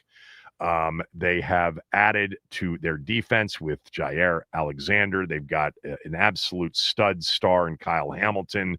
Isaiah Likely is out, I think, of this opener. The Ravens are favored in this game on Sunday night. They're a 1-point favorite on the road at Buffalo. I don't know how many games Buffalo is going to be an underdog at home. The answer would have been going into this season before I saw this point spread 0. But the odds makers favor the Ravens on the road. It's not like Josh Allen is out. He's healthy. James Cook got signed.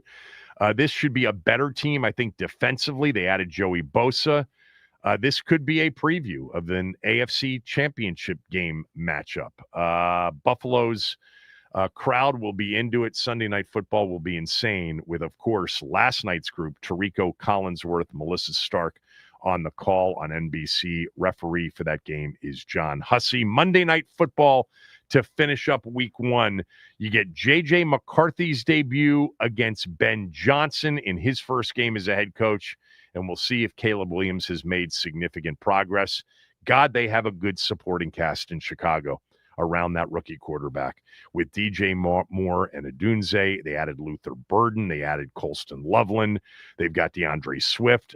Defensively, Grady Jarrett makes his Chicago debut at, 31, 32 years old. Montez Sweat is still there. Tremaine Edwards still there. Jalen Johnson, one of the best corners in the league. The Bears have talent. It's going to come down to Ben Johnson.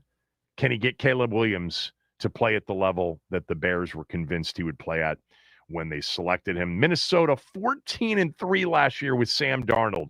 Unbelievable Brian Flores coach defense last year. And Kevin O'Connell's genius with the quarterbacks, man. He did a phenomenal job with a guy that just doesn't process very quickly in Sam Darnold. It caught up to them at the very end, the season ender against Detroit and then the playoff game against the Rams. McCarthy, making his debut after the injury last year. He's got Aaron Jones, Jefferson. They've had some injuries during the summer at wide receiver.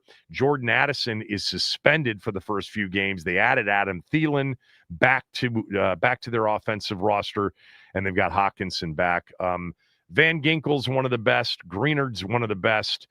Remember John Allen now in Minnesota. Along with Javon Hargrave. They should be really good defensively, and it'll come down to whether or not J.J. McCarthy is the real deal. I don't see Minnesota winning 14 again. I didn't have them in my NFC playoffs. The game is Monday Night Football. Joe Buck, Troy Aikman on ESPN. 8:15 kick Monday night. The referees is Alan Eck. Ben Johnson, Caleb Williams, a big storyline here early in the season. If it works, the Bears have some talent, and they should be a factor in that division. If Caleb Williams isn't coach-upable, then the Bears they'll probably struggle. The Monday night point spread is Minnesota -1 in that Monday night game. All right, there you go. NFL football. We're going to do that on Fridays. We'll start to pick games as well, but the smell test is coming up in about 25 minutes after Ben Standig joins us next.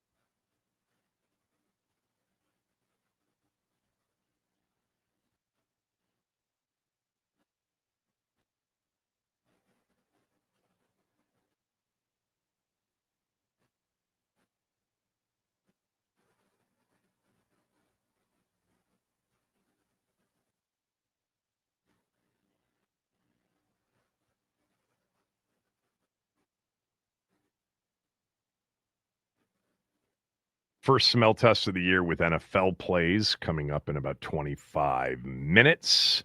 Ben Standig is with us in his normal spot. He'll be with us Mondays at 12, Fridays at 12, and whenever we want him in between. Ben just put out on his Substack his 7th annual NFL agent survey.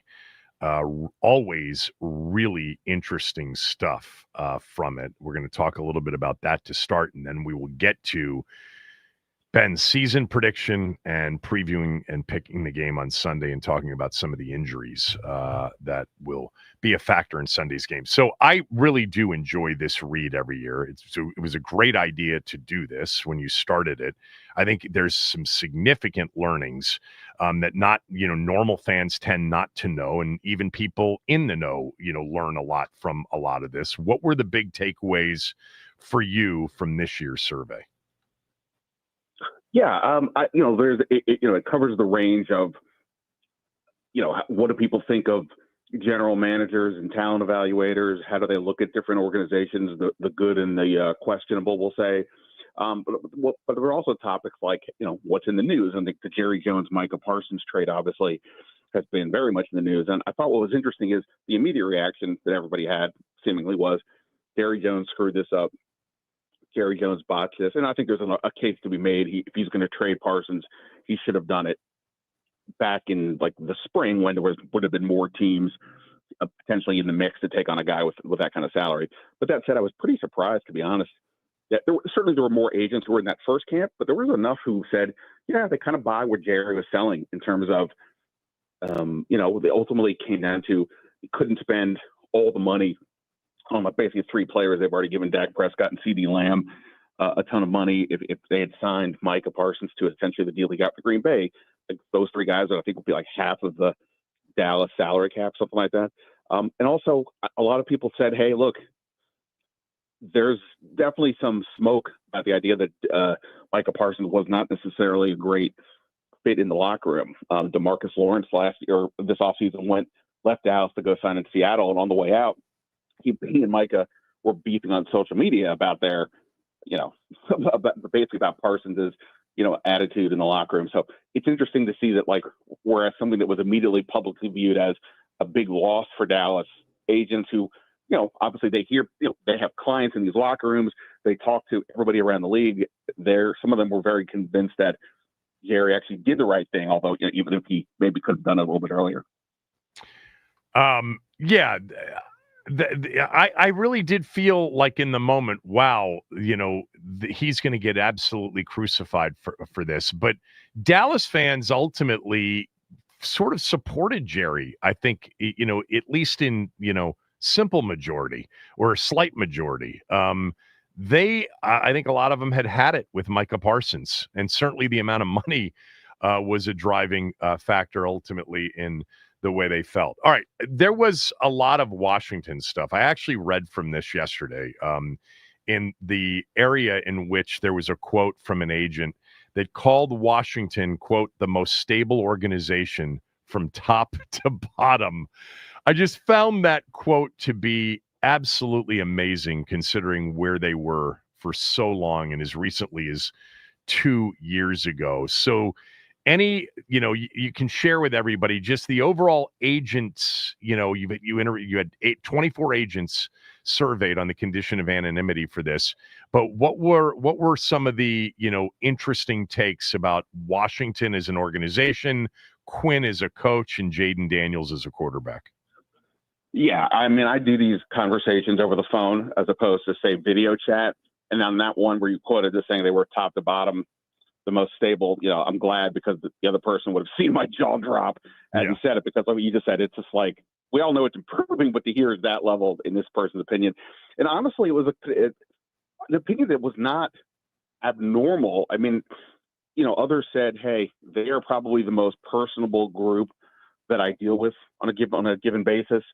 In terms of, and this includes, Adam Peters. This would include Brandon Sosna, who's their more or less their cap and contract guy. This would include Lance Newmark, their assistant GM, and not to mention, various scouts.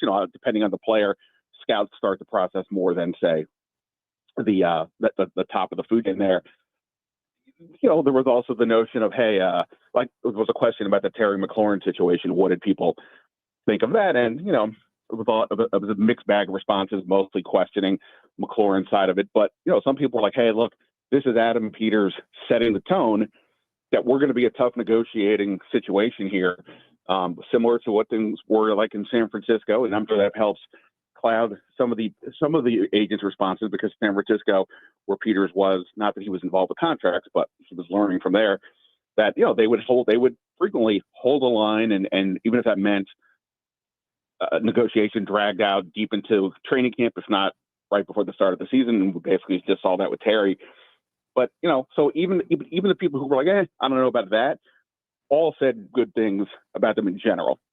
So I think that's a pretty positive deal. There was a question about which head coach gets the most out of their players on and off the field. Mike Tomlin with the Steelers won that category. Not, hasn't had a losing season basically in his whole career, so you kind of get that. But Dan Quinn was certainly one of the names that was mentioned frequently and given a lot of credit for the team's turnaround last year because of that culture situation that we've all talked about a million times. And then with Jaden, not to nobody's surprise, a lot of praise for him. And there was a question about which quarterback is going to dominate the league for the next decade. And this is one of those questions that, people, had to pause and think about, because on the one hand, some of them easily said, well, Mahomes is going nowhere. Let's staying with him, or Josh Allen. And others looked at a young guy like Daniels and was like, if we're talking about an ascending player, who's more ascending than that guy? So he got a lot of praise in that regard as somebody who could absolutely control, not just Washington's fate, but control the league over the next decade. There's so many variables that go into that, of course, but as we know, that's not been a sentence. Even when they won the Super Bowls, nobody was saying that about Joe Theismann, Doug Williams, or Mark Rippon. So this is really uncharted territory for this team in modern history. You moving away from some of the Washington related stuff, there was a bunch of stuff in there on Shadur Sanders and why he fell. I would urge people to, become a subscriber of Last Man Standing, Ben's Substack forum. You can get a link to it and find out more about it if you go to @BenStandig. There is an opportunity right now for people to sign up for a discount, right? Yeah, no, absolutely. Through week one, basically through Monday, 20% off monthly or annual rates. And, of course, the part of the attraction this week is the survey. But, for Commanders fans, I'm going to be here all year. And, we've already had a pretty good start. And, I would encourage everybody to, take a look, join, and jump on board. By the way, you mentioned that I'll be here on Fridays at noon. I forgot that Dan. While you and I are talking, so we may have to discuss that at some point. But because he could, is Dan Quinn talking right now? No. But he's coming in like the next 15 minutes. Give or take. So, but we'll figure it out. We'll figure that out. Yeah, we accommodate you. Whatever works for you will work for us. I also want you to be able to hear Dan Quinn on your own. What I was going to bring up was that you had something in here about Arch Manning. The question, Arch Manning will be the most anticipated QB prospect since. Obviously, you asked all of these general managers before his very first game, but they said since Andrew Luck was the number one, and he was probably the last most anticipated. I don't know, maybe Trevor Lawrence was, but there were a lot of quotes. One guy said, "I'm selling the Arch hype. He's barely played in college." Another said Todd Marinovich, it's not the player, it's the family legacy. And, it seems like there was some, before the opener last week against Ohio State, there was some skepticism. Yeah. I'm going to say, I think one of those sort of negative answers you just read was answered right after Arch's first game, because I was kind of finalizing this right all the way to the end. But yeah, I mean, look, obviously it's a fascinating player, but we all get it. I mean, it's one of those bits. If his name was Arch Smith, we wouldn't be nearly as enthralled as we are, because it's the next Manning, and that's what's so interesting about this. So there is something to that for sure. And obviously his performance last week was not particularly sharp, although I kind of thought he was just running for his life. It felt like the whole game. And I know Texas lost most of their offensive line last year to the draft. So we'll see how that unfolds. But yeah, it's an incredibly interesting situation. And for me, it was kind of fun to see where an agent's mind went, because you could make a case he was the most anticipated quarterback since Caleb Williams just last year. The difference is that with Caleb Williams, it wasn't just one quarterback. There were other guys. With Trevor Lawrence, it was sort of Trevor Lawrence or bust to a degree. I mean, so that's where I think some of these years can change, or the perceptions can change. But clearly, Arch Manning will be a much discussed quarterback prospect for the next year or two. All right, some really good stuff in Ben's 2025 agent survey, not just league or Washington related. There's a lot of stuff in there about the CBA. It's just a lot of good stuff in it. I would urge you to read it. All right, let's talk our team. The season it is about to open up with on Sunday against the Giants. I'm at 11-6. Max is at 11-6, and we both have Washington advancing to the Super Bowl. So this is your opportunity. I'm sure you've already done it on your Substack. So tell everybody what your season prediction is and how the season ends and where it ends. I haven't done it on my Substack because I knew how much you wanted to discuss it. So I waited for you. Okay, so these are not caveats. I'm just explaining how my brain works. The reality is there's just of course, for every team there's a ton of variables, but in this case we have a relatively short amount of data, i.e., one season, to figure out what this team really is. And again, we know how last year went. A lot of games decided at the very end of the game. They set the all-time modern record essentially for fourth down conversions. That's 87%. They faced a litany of quarterbacks last year, and the schedule was much easier on paper than it is compared to this season. So there's a lot of reasons to point and say that's going to be a regression. That's going to be a regression. But the one thing I don't see as a regression is the quarterback. And to me, this is the point that matters more than what's their record, even though I get that's what we're all talking about, is that the floor is so much higher now than it has been at any point in the last, 20-something years because of him. So the 11 wins at the Super Bowl that you guys are saying, and, I could sit here and say, boy, you guys need to maybe get your heads checked. But I also can't say that you're crazy, because this is how good this kid is. If he plateaus as the same year he did a year ago, he could win the MVP. I've come around to the point, I think he probably should have won the MVP last year if we didn't have pre-existing narratives, because who did more with less than he did, essentially, in terms of where this team was. Yeah, the numbers would have never supported it, though, because they're a big part of that MVP story is numbers. Oh, I get that, but I'm saying if the valuable part is actually front and center, then who's more valuable? Anyway, so he could be great, and I think that's ultimately my deal. So I think Washington can be better this year. Defensively, it looks like they've improved along the line. The cornerback room is much, much better than it was a year ago. Deebo Samuel is easily the best number 2 receiver that Terry has ever played with here. So there's a lot of reasons to be optimistic. I just think when you factor in some of the regression stuff, I find myself landing closer to 9-8 than say where you guys are. But again, for me, they could still be a better team, be 9-8.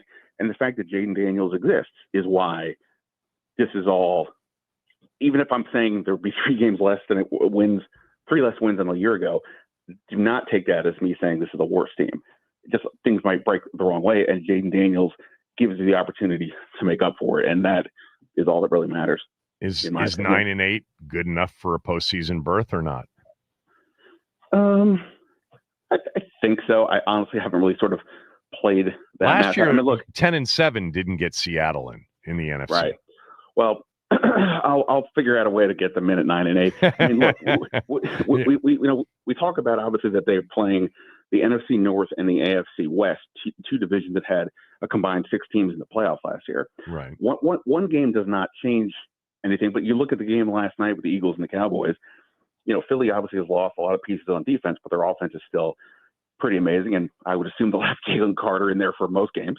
I don't know necessarily what Dallas is going to be, but I do wonder if somehow, from a mental perspective, they might be better off without the Micah Parsons distraction. Clearly, the offense can move the ball enough. And I am actually a little more optimistic on the Giants, partly because of their defense and partly, like Malik Neighbors. So I think the division is going to be really tough too. And therefore, man, their schedule could be potentially brutal. You obviously never know how these things go, but and look, the other teams have the same issues. It's not like it's just on Washington because they're all basically playing the same schedules.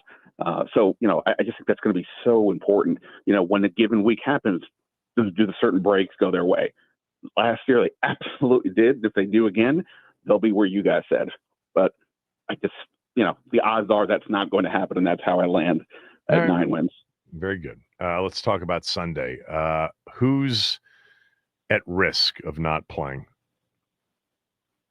Well, I guess the one to watch is Noah Brown. He's been obviously missed, the vast majority of training camp with the knee issue, with an injury he has suffered back in the spring. He's been limited this week, which we just were outside for the stretching portion of practice, and I did not see him out there. Now, he could have been inside with the training staff for given a vet day rest. So even if he does play, how much will he play? How effective will he be? To some degree, it's a similar question to Terry, although, less, although far less so, So we'll have to see how that goes in terms of, how much does Terry play? I think Terry probably plays maybe a little bit less than his usual, but close enough. But how effective will he be? That's the big question. So I think the receiver room is the one to watch. And I know you've asked a lot about the running backs. Are they going to keep 4 up? I just keep thinking the answer is yes. When you look at the overall roster and who they could sit, I just think there's enough other guys that they can sit that he'll be the guy to play. Okay. Prediction on Sunday. For Sunday. Yeah, in honor of Lee Corso, I'll say Washington wins, but it's closer than the experts think. So something like 23-20 Commanders. Thanks for doing this. Appreciate it. I will talk to you on Monday. Yeah, man. See ya. Get to the coach. Right. Ben Standig, everybody, at Ben Standig on X, on Twitter. When we come back, it is going to be a busy smell test for week 1 of the NFL, week 2 of college. Got a lot of games to give out. We'll do that when we come back.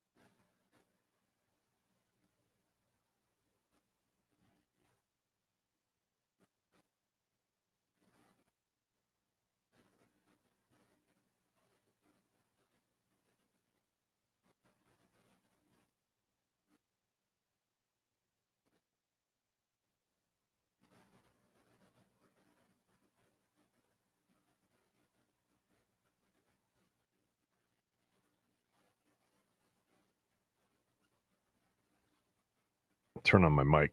That usually helps. Year 20 of the smell test. My first year doing it, I was doing a show with John Riggins and my friend Gary Braun. That was a long time ago. Out of the 19 seasons, 14 winning seasons, 5 losing seasons. Last year, pretty good year, 112, 97, and 6. So 53.7%. That pays. Yes, that's profitable. 52.6, anything north of that pays. Last week, really good start. 4-0 over the weekend overall because I had 2 Thursday night picks, 5-1 week 1. I had NC State, which was a loser. I had Cincinnati, which was a winner, and then had 2 beautiful late backdoor covers with Toledo and UTSA. UTSA was getting their ass kicked by Texas A&M. And they were down 42-17, getting 23.5, and UTSA put in their backup quarterback and started to run the clock out. And then for whatever reason, the coach changed his mind and decided, no, let's go for a score. And the guy threw a touchdown pass, threw a 4th down conversion, and then a touchdown pass for a great backdoor cover. I had Florida State against Bama. They won outright, getting 14, and I had Miami on Sunday night getting 3 against Notre Dame, and they won outright in that game. So good start, 5-1. This is a long haul deal. If you're not familiar with it, it's just a contrarian handicapping philosophy that seems to be popular now. It wasn't 20 years ago. Just try to find the sides where, every dope friend of yours is convinced that they've got the winner and that the odds makers have screwed up the line, and just go against those people. That's part of it. But as I've mentioned, over the years, I do have and get a lot of information. It comes from warm tropical places offshore. And really, this just comes down to the realization after many years that the house wins more than it loses. And I'm not talking about just because they charge a fee. They charge the VIG on a loss. No, it's when they need a side, it comes in more often than not. Not always, but more often than not. You can spot them now. This has become a very popular thing now over the last few years where, common bettors now say, that looks wrong. It must be right. That thinking changed in recent years. So you got to be careful a little bit. All right, 5-1 week 1. Let's get to week 2, and we'll start in college where Indiana is a 36-point favorite against Kennesaw State. What? I almost gave out Kennesaw State last week against Wake Forest. They lost the game by a point, and they're a 36-point underdog this week. The line just really seems way too high in this game. Look, Indiana had this super surprising season last year, making it to the playoff, losing that game at Notre Dame in that really cold, kind of snowy game. That first playoff weekend. Last week, they opened up with a 27-14 win over Old Dominion. I liked Old Dominion in that game. And Kennesaw State, as I mentioned, had a shot as a 19-point dog at Wake Forest and lost 10-9. The 36 is super high, and it's rare that you get this, but a lot of public bettors are taking Kennesaw State plus the 36 points. So I'll lay the 36 with Indiana. Iowa State, their annual get-together. Iowa State's ranked after 2 opening season wins, the one in Dublin against Kansas State. They crushed South Dakota last week, 55-7. Iowa beat an Albany team 34-7. Iowa is getting 3 at Iowa State. Public loves the Cyclones in this game. A lot of it just deals with Iowa's inability to kind of score. They just don't score a lot of points. I think their quarterback's better this year, but man, this is a game that seems to end 10-7, 13-10. Last year was 20-19, 18-17 a few years ago. Just, a game that tends to be played very closely. I'll take the 3 with the Hawkeyes on the road. This next game just seems flat out wrong. This is one of those that my buddy Scott and I call a general principle game. Duke at home getting only 3 against the 11th ranked team in the country, the Fighting Illini, off of their 52-3 opening week 1 win. Duke beat Elon. This line just stinks. Illinois should be easily a touchdown favorite. They're only a 3-point favorite in this game.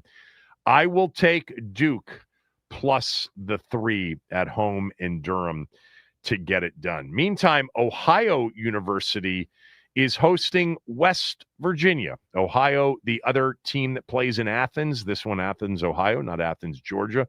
West Virginia last week, an easy win over Richard Montgomery. No, that was not Richard Montgomery. They beat Robert Morris last week, 45-3.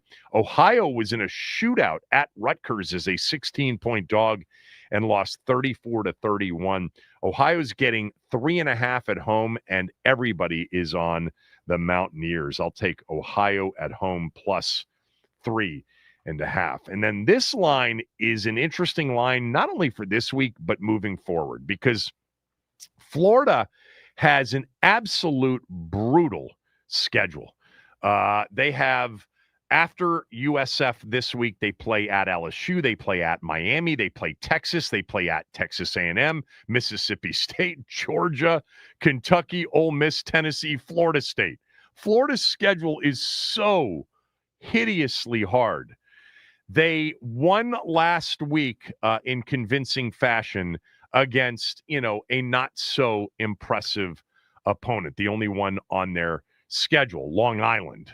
Don't ask me where Long Island is. I'm assuming it's in Florida somewhere, not actually Long Island, New York. I don't actually. Yep, you're Long Island, New York. That is where they're from. They're the LIU Sharks. They're a New York team. Yep.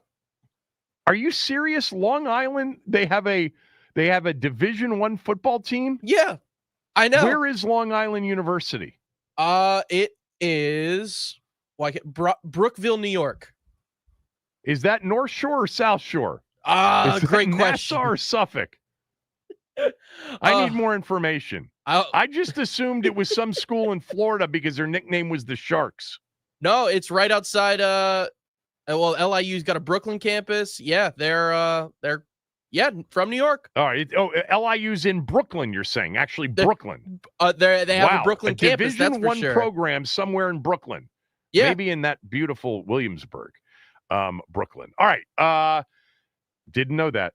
Did not know that. Doesn't matter. South Florida last week absolutely took Boise State, a ranked team, to the woodshed 34-7. And now they're playing Florida, who beat Long Island, and Florida is an 18-point favorite in this game.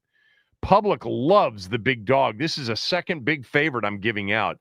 Give me the Gators to go to 2-0 before they meet this schedule. I mean, at LSU, at Miami the next 2 weeks. Oh, by the way, they get a week off, and then they host Texas before going to Texas A&M. That is brutal. Florida laying the 18. Those are the 5 college games in the smell test. There were a bunch of other games that I liked. Just couldn't pull the trigger on a few of them. Too much sharp money opposite what I liked. By the way, Maryland plays tonight. They're a 16.5-point favorite at home against Northern Illinois. Kind of like Northern Illinois plus the points tonight. Not rooting for it. Rooting for another big Malik Washington day. Another big night from the defense. Friday night games, College Park, you get a chance to get a crowd. Hopefully, Coach Locks and company, Pep Hamilton, the offensive coordinator, they get a big crowd tonight to see Maryland beat up on Northern Illinois. But a lot of people on Maryland tonight after their impressive week 1 win. All right, let's go to Sunday. I'm not giving out Northern Illinois. I might play Northern Illinois a little bit on the happiness hedge. I like them plus the points tonight. All right, there are a lot of NFL games in week 1, which is always scary, but a lot of games fit the smell test criteria. Let's start in the 1 o'clock window. No play tonight, by the way. No play tonight. Last night, I leaned under. I don't know how that game ended up under after it was 21-20 at halftime. The total was 47.5, just 3 points in the second half, and the game finished under. Aaron Rodgers. I'm a big believer in Aaron Rodgers and the Pittsburgh Steelers this year. but they are on the road at MetLife against a terrible Jet team perception-wise, and they are laying only 3. This is one of the most heavily bet public teams of the weekend. There is sharp money on the Jets. Give me the Jets plus the 3. I do not have the Giants in the smell test. It was close. The sharp money is really split in this game. Public money is definitely on Washington, although it's come back a little bit. So I am off that game. I'm glad I did not have to give out the Giants this week. The Panthers are getting 3.5 on the road at Jacksonville. Jacksonville, another perception-wise team that people think will bounce back this year. Trevor Lawrence, Travis Hunter, the whole gang. Carolina, look out for the Panthers this year. I believe in Bryce Young. I'm going to take them plus 3.5 on the road at Jacksonville. The team that nobody thinks has any chance of being good this year, the New Orleans Saints. So whenever they're getting less than a touchdown this year, expect everybody to be on the other side. The public lined up on the Cardinals, laying 6 on the road in the Superdome. I'll take the Saints. The smell test often gives out very bad football teams. The Saints plus the 6. The Colts are actually right now are a 1-point dog at home against Miami. Nobody thinks Indy's good. I'm not sure people realize that Miami isn't going to be very good. I'll take the Colts at home plus the 1. Cincinnati's one of the most public bet teams of the weekend on the road, laying 5.5 against the Browns. I'll take the Browns plus 5.5. Last year, I had the Patriots plus, I think it was 8 in Cincinnati as the biggest underdog anti-public side, and they won the game outright. So don't be shocked if Cleveland ends up winning this game outright in the opener against Cincinnati. Move to the 4 o'clock window, and I'm going to give out the Titans plus 8.5. Denver's a major public side. I don't love, giving out 8.5 point. I would have much preferred to see this line at like 6.5, 7, or at like 10.5, 11. 8.5 tends to be the sweet spot for favorites in this kind of scenario when there's a lot of public action, but it's overwhelming Denver action. There's some sharp money on Tennessee. I'll take the Titans plus the 8.5. Nothing on Sunday night or Monday night, but man, I'm leaning Baltimore. I can't figure out why the Ravens are actually favored in this game. These are two great teams, don't get me wrong. The action is somewhat split in this game. I was thinking the action would be heavy on Buffalo so that I could give the Ravens out, but I can't. So there we go. We've got 5 college plays, 6 NFL plays. It almost ended up being a lot more than that. But recapping on Saturday, Indiana minus 36 against Kennesaw State. Iowa plus 3 on the road against Iowa State. Duke plus 3 at home against the number 11 team in the country, Illinois. Ohio plus 3.5 at home against West Virginia. And Florida laying 18 against USF, who beat up on Boise last week. On Sunday, the Jets plus 3 against the Steelers. The Panthers plus 3.5 at Jacksonville. The Saints plus 6, at home against the Cardinals. The Colts plus 1 in their opener against Miami. The Browns plus 5.5 against the Bengals, and the Titans plus 8.5 on the road against Denver. As always, this is for entertainment purposes only, unless you're like me, and it's not. All right, when we come back, our final score prediction for Sunday, 301-230-0980. So I want Washington Giants final score prediction. You can add a note or two. And I want your Super Bowl pick. I want the matchup and the winner. We'll give you ours. We gave you the matchup. I've got Washington and the Chiefs. Max has Baltimore and Washington. Give me your Super Bowl pick and then your Sunday Washington, New York pick. We'll do that when we come back. Kevin Sheehan Show, the Team 980 and the Team980.com.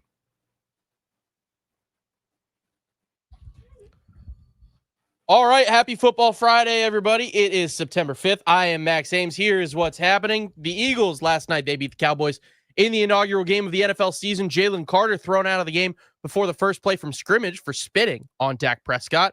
A nearly perfect offensive performance from both sides in the first half that pretty much slowed down in the second, including a rain delay that did not help things. A few key drops from CeeDee Lamb down the stretch. Eagles win 24-20. Christian McCaffrey has been added to the injury report for the San Francisco 49ers with a calf injury. Doesn't appear to be entering the season as healthy as we originally thought. My thoughts are with all of you Christian McCaffrey drafters in Fantasyland. The Nats, they take on the Cubs in an afternoon weekend series from Wrigley Field. Jake Irvin on the bump versus Javier Assad. First pitch at 2:20. Nats on deck with Charlie and Dave at 1:50 on 106.7 The Fan. Tonight, Maryland, they take on Northern Illinois in College Park. Kickoff at 7:30. Pregame starts right here, 6:30 on the Team 980 following Burgundy and Gold today with Linnell Willingham. Plus, the Chargers, they take on the Chiefs tonight live from Brazil. That'll be on YouTube for free. It'll be an 8 p.m. kick. That is tonight, as I said before, on YouTube. Speaking of YouTube, this update is sponsored by the Team 980 YouTube page. Just open the app, type in the Team 980, hit subscribe. Kevin Sheehan is live every day from 10 to 1. You can catch Denton's office every day throughout football season. Don't forget to hit the like button whenever you do decide to join us and turn on notifications to stay up to date on all things DC sports. And that is what's trending.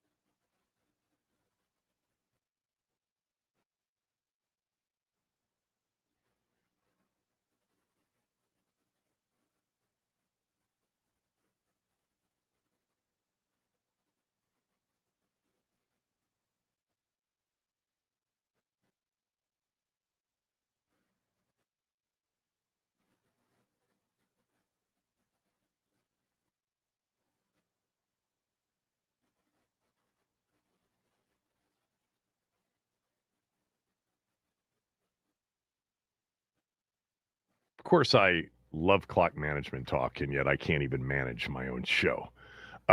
Chris Russell is going to jump on with us in 2 minutes to get his thoughts on the season and on Sunday. Max and I, over the last couple of days, made our NFL picks, and we got to our Super Bowl matchups, which, look, I understand I'm out on a limb. I think Max is too, but for the first time in 2 decades of doing this, I feel justified in going out on that limb and predicting great things for this team. I have Washington advancing to the Super Bowl, beating the San Francisco 49ers on the road to get to the Super Bowl to face the Kansas City Chiefs. Max has Washington going to Lambeau. No, where did you have him going to Tampa and beating the Bucs on the road and making it to Super Bowl 60 against the Ravens? I will end it there. I'm picking the Chiefs to win Super Bowl 60 with, the tomahawk chop and the whole thing going in Santa Clara on February 8th, 2026. I got the Chiefs as the Super Bowl winning team. It'll be their 4th straight trip to the Super Bowl. Amazing. And them beating Washington in their first trip to the Super Bowl since 1991. Who do you have winning the Super Bowl? So before we started this segment, I had the Ravens, and then you picked the Chiefs, but I think there's something about this jersey that I have on. It's seeping into my system. It's in my bloodstream now, Kevin. I've flipped. The Washington Commanders are going to beat the Baltimore Ravens in the Super Bowl. The good guys are going to come out on top of the DMV, and we are going to be celebrating down Constitution Ave. Yeah, we're delusional. This opens us up for major scrutiny, especially on social media. That's fine. Which I don't pay attention to, thankfully. All right, let's give our let's bring in Chris Russell, and we will save our Sunday predictions for the very end of the show. Look, you've been doing this now for a while as well. I mean, we've known each other for 15 years, every bit of it. And you know that over the years, we've all been incredibly critical and haven't had a lot to be excited about. I think this is the most anticipated, highest expectation season in forever. I feel justified, reaching and giving a big pick like Washington going 11-6 and making it to the Super Bowl. A, do you think we're nuts? B, what is your season prediction? If you haven't, if you've done it, if you're saving it for your show, I should have asked you this. No. You can tease it. So here's what I have done. I have given out the division winners, wild cards, the ranking of the 7 playoff teams, and who I think will be the NFC champion.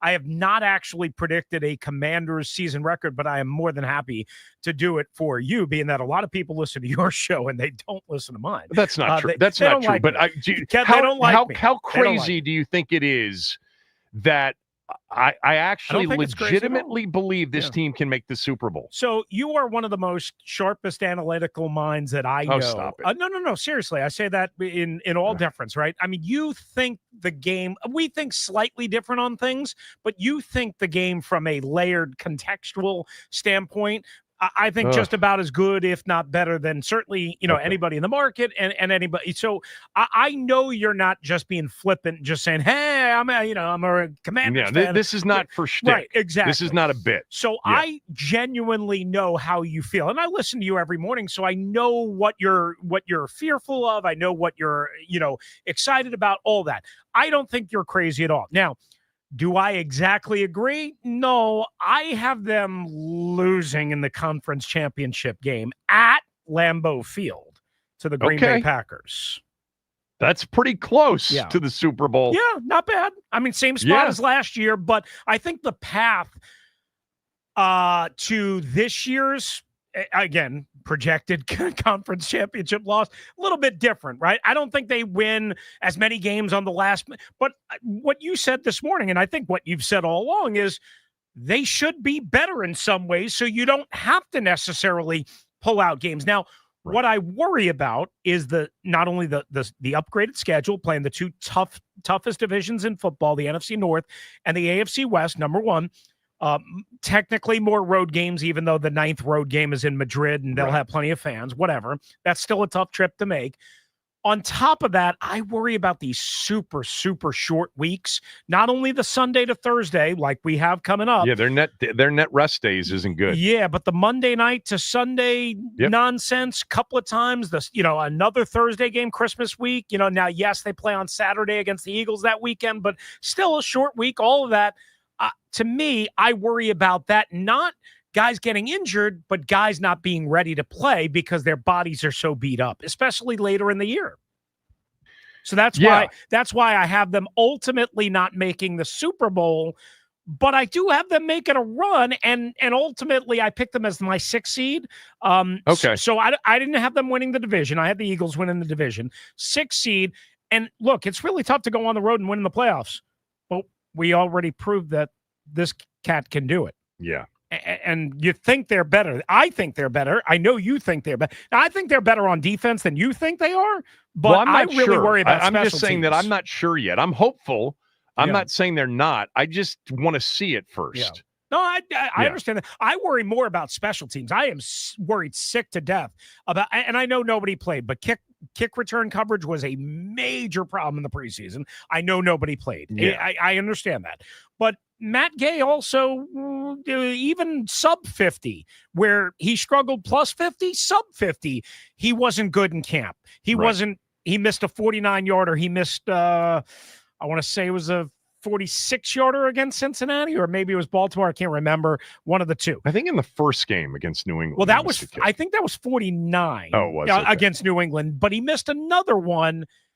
I believe it was 47 or 46, but I'd have to double check my notes on that. Okay. But I do worry about special teams. I think the what you said, and we've talked about it here too. Like there will be seasons with Jaden Daniels at quarterback. I mean, this is a big projection, but it's not a major leap, in which we'll just the team will be fighting just to get in. Yeah. And there will be a belief. There will be a belief that this team with this guy, if they just get in, anything can happen. I mean, as a rookie, he proved. Now, look, if they go 9-8 and miss this year, if they go 10-7 and get eliminated in the wild card round next year, and then all of a sudden in 2027, we're like, that rookie season winning 2 on the road, maybe that was the aberration. But if it's not, getting in, they're going to have a chance because the teams with the best quarterbacks always have a chance. Remember last year, nobody wanted Cincinnati in the postseason because of Joe Burrow,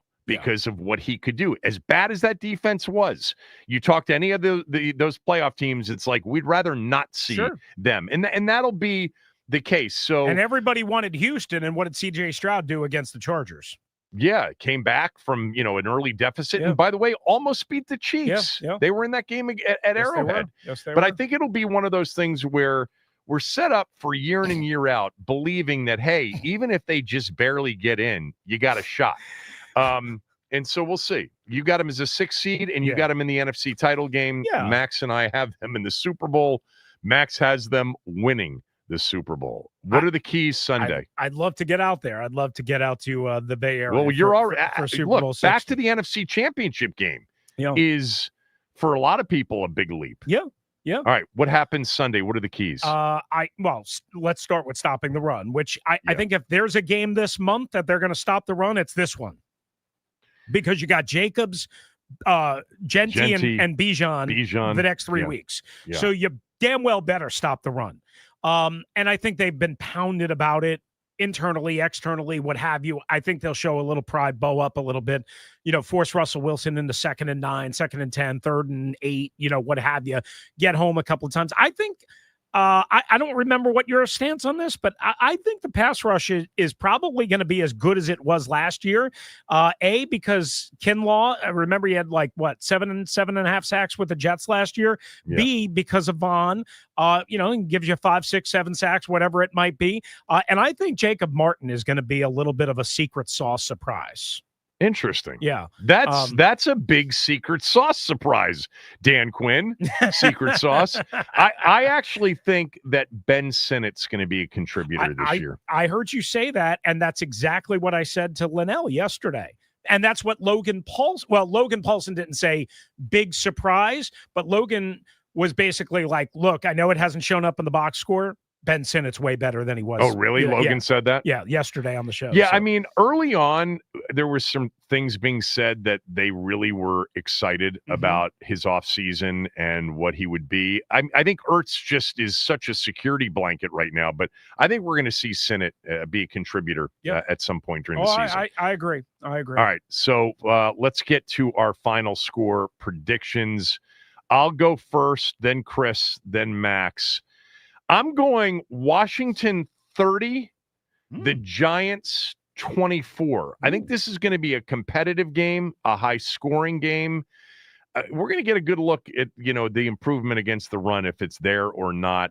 And my footnote is Matt Gay goes 3 for 3, Chris. 3 for 3 in the opener, so we don't have to talk about him next week. Listen, what's your final would score love with that. a footnote? Yeah, I would love to be wrong. Here's my final score prediction: the Commanders win 20-17. My footnote is that we are going to be talking about Matt Gay. Now, I will say game-sealing or game-changing interception by Marshawn Lattimore in coverage against Malik Neighbors. That would be a hell of an ending. I can't see 20 points with this offense this year. Well, unless the other team just dominates possession. Yeah, I have a healthy respect for the Giants pass rush, as I know you do too. But also they have a revamped secondary. Remember the last couple of years we've been able to beat up on Deontay Banks, the Turk. Adoree Jackson. And Adoree Jackson. Adoree is now getting beat up in Philadelphia, and Deontay Banks is in a battle for starting spot, may play some, but not even guaranteed to be out there against Terry like he has been a lot. My Terps got to get a little bit better. I agree with you. All right, Max, your final score prediction with a footnote. Final score prediction, Commanders 24, Giants 18. Chris Rodriguez is the team's leading rusher. Do you, Chris, real quickly, Rodriguez or Bill? Who gets more carries Sunday? I think it's Rodriguez because I'm not even sure if Bill's going to be active. That's what I've been saying, that there's a chance he might not be active. Or at least one of the two may not be active. I heard you mention that.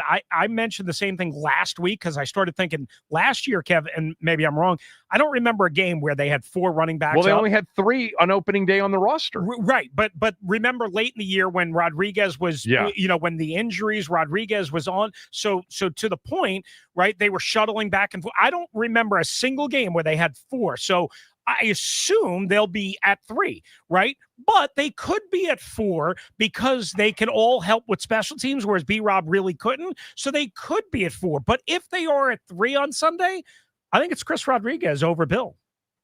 Have a great show. Thanks, Kev. We will talk, Appreciate you. I'm sure, as the weeks unfold here. Thanks, Chris. Thank you. All right, Chris Russell's next. Enjoy the football. Be back Monday with a recap of not only our game, but the entire weekend. Enjoy it.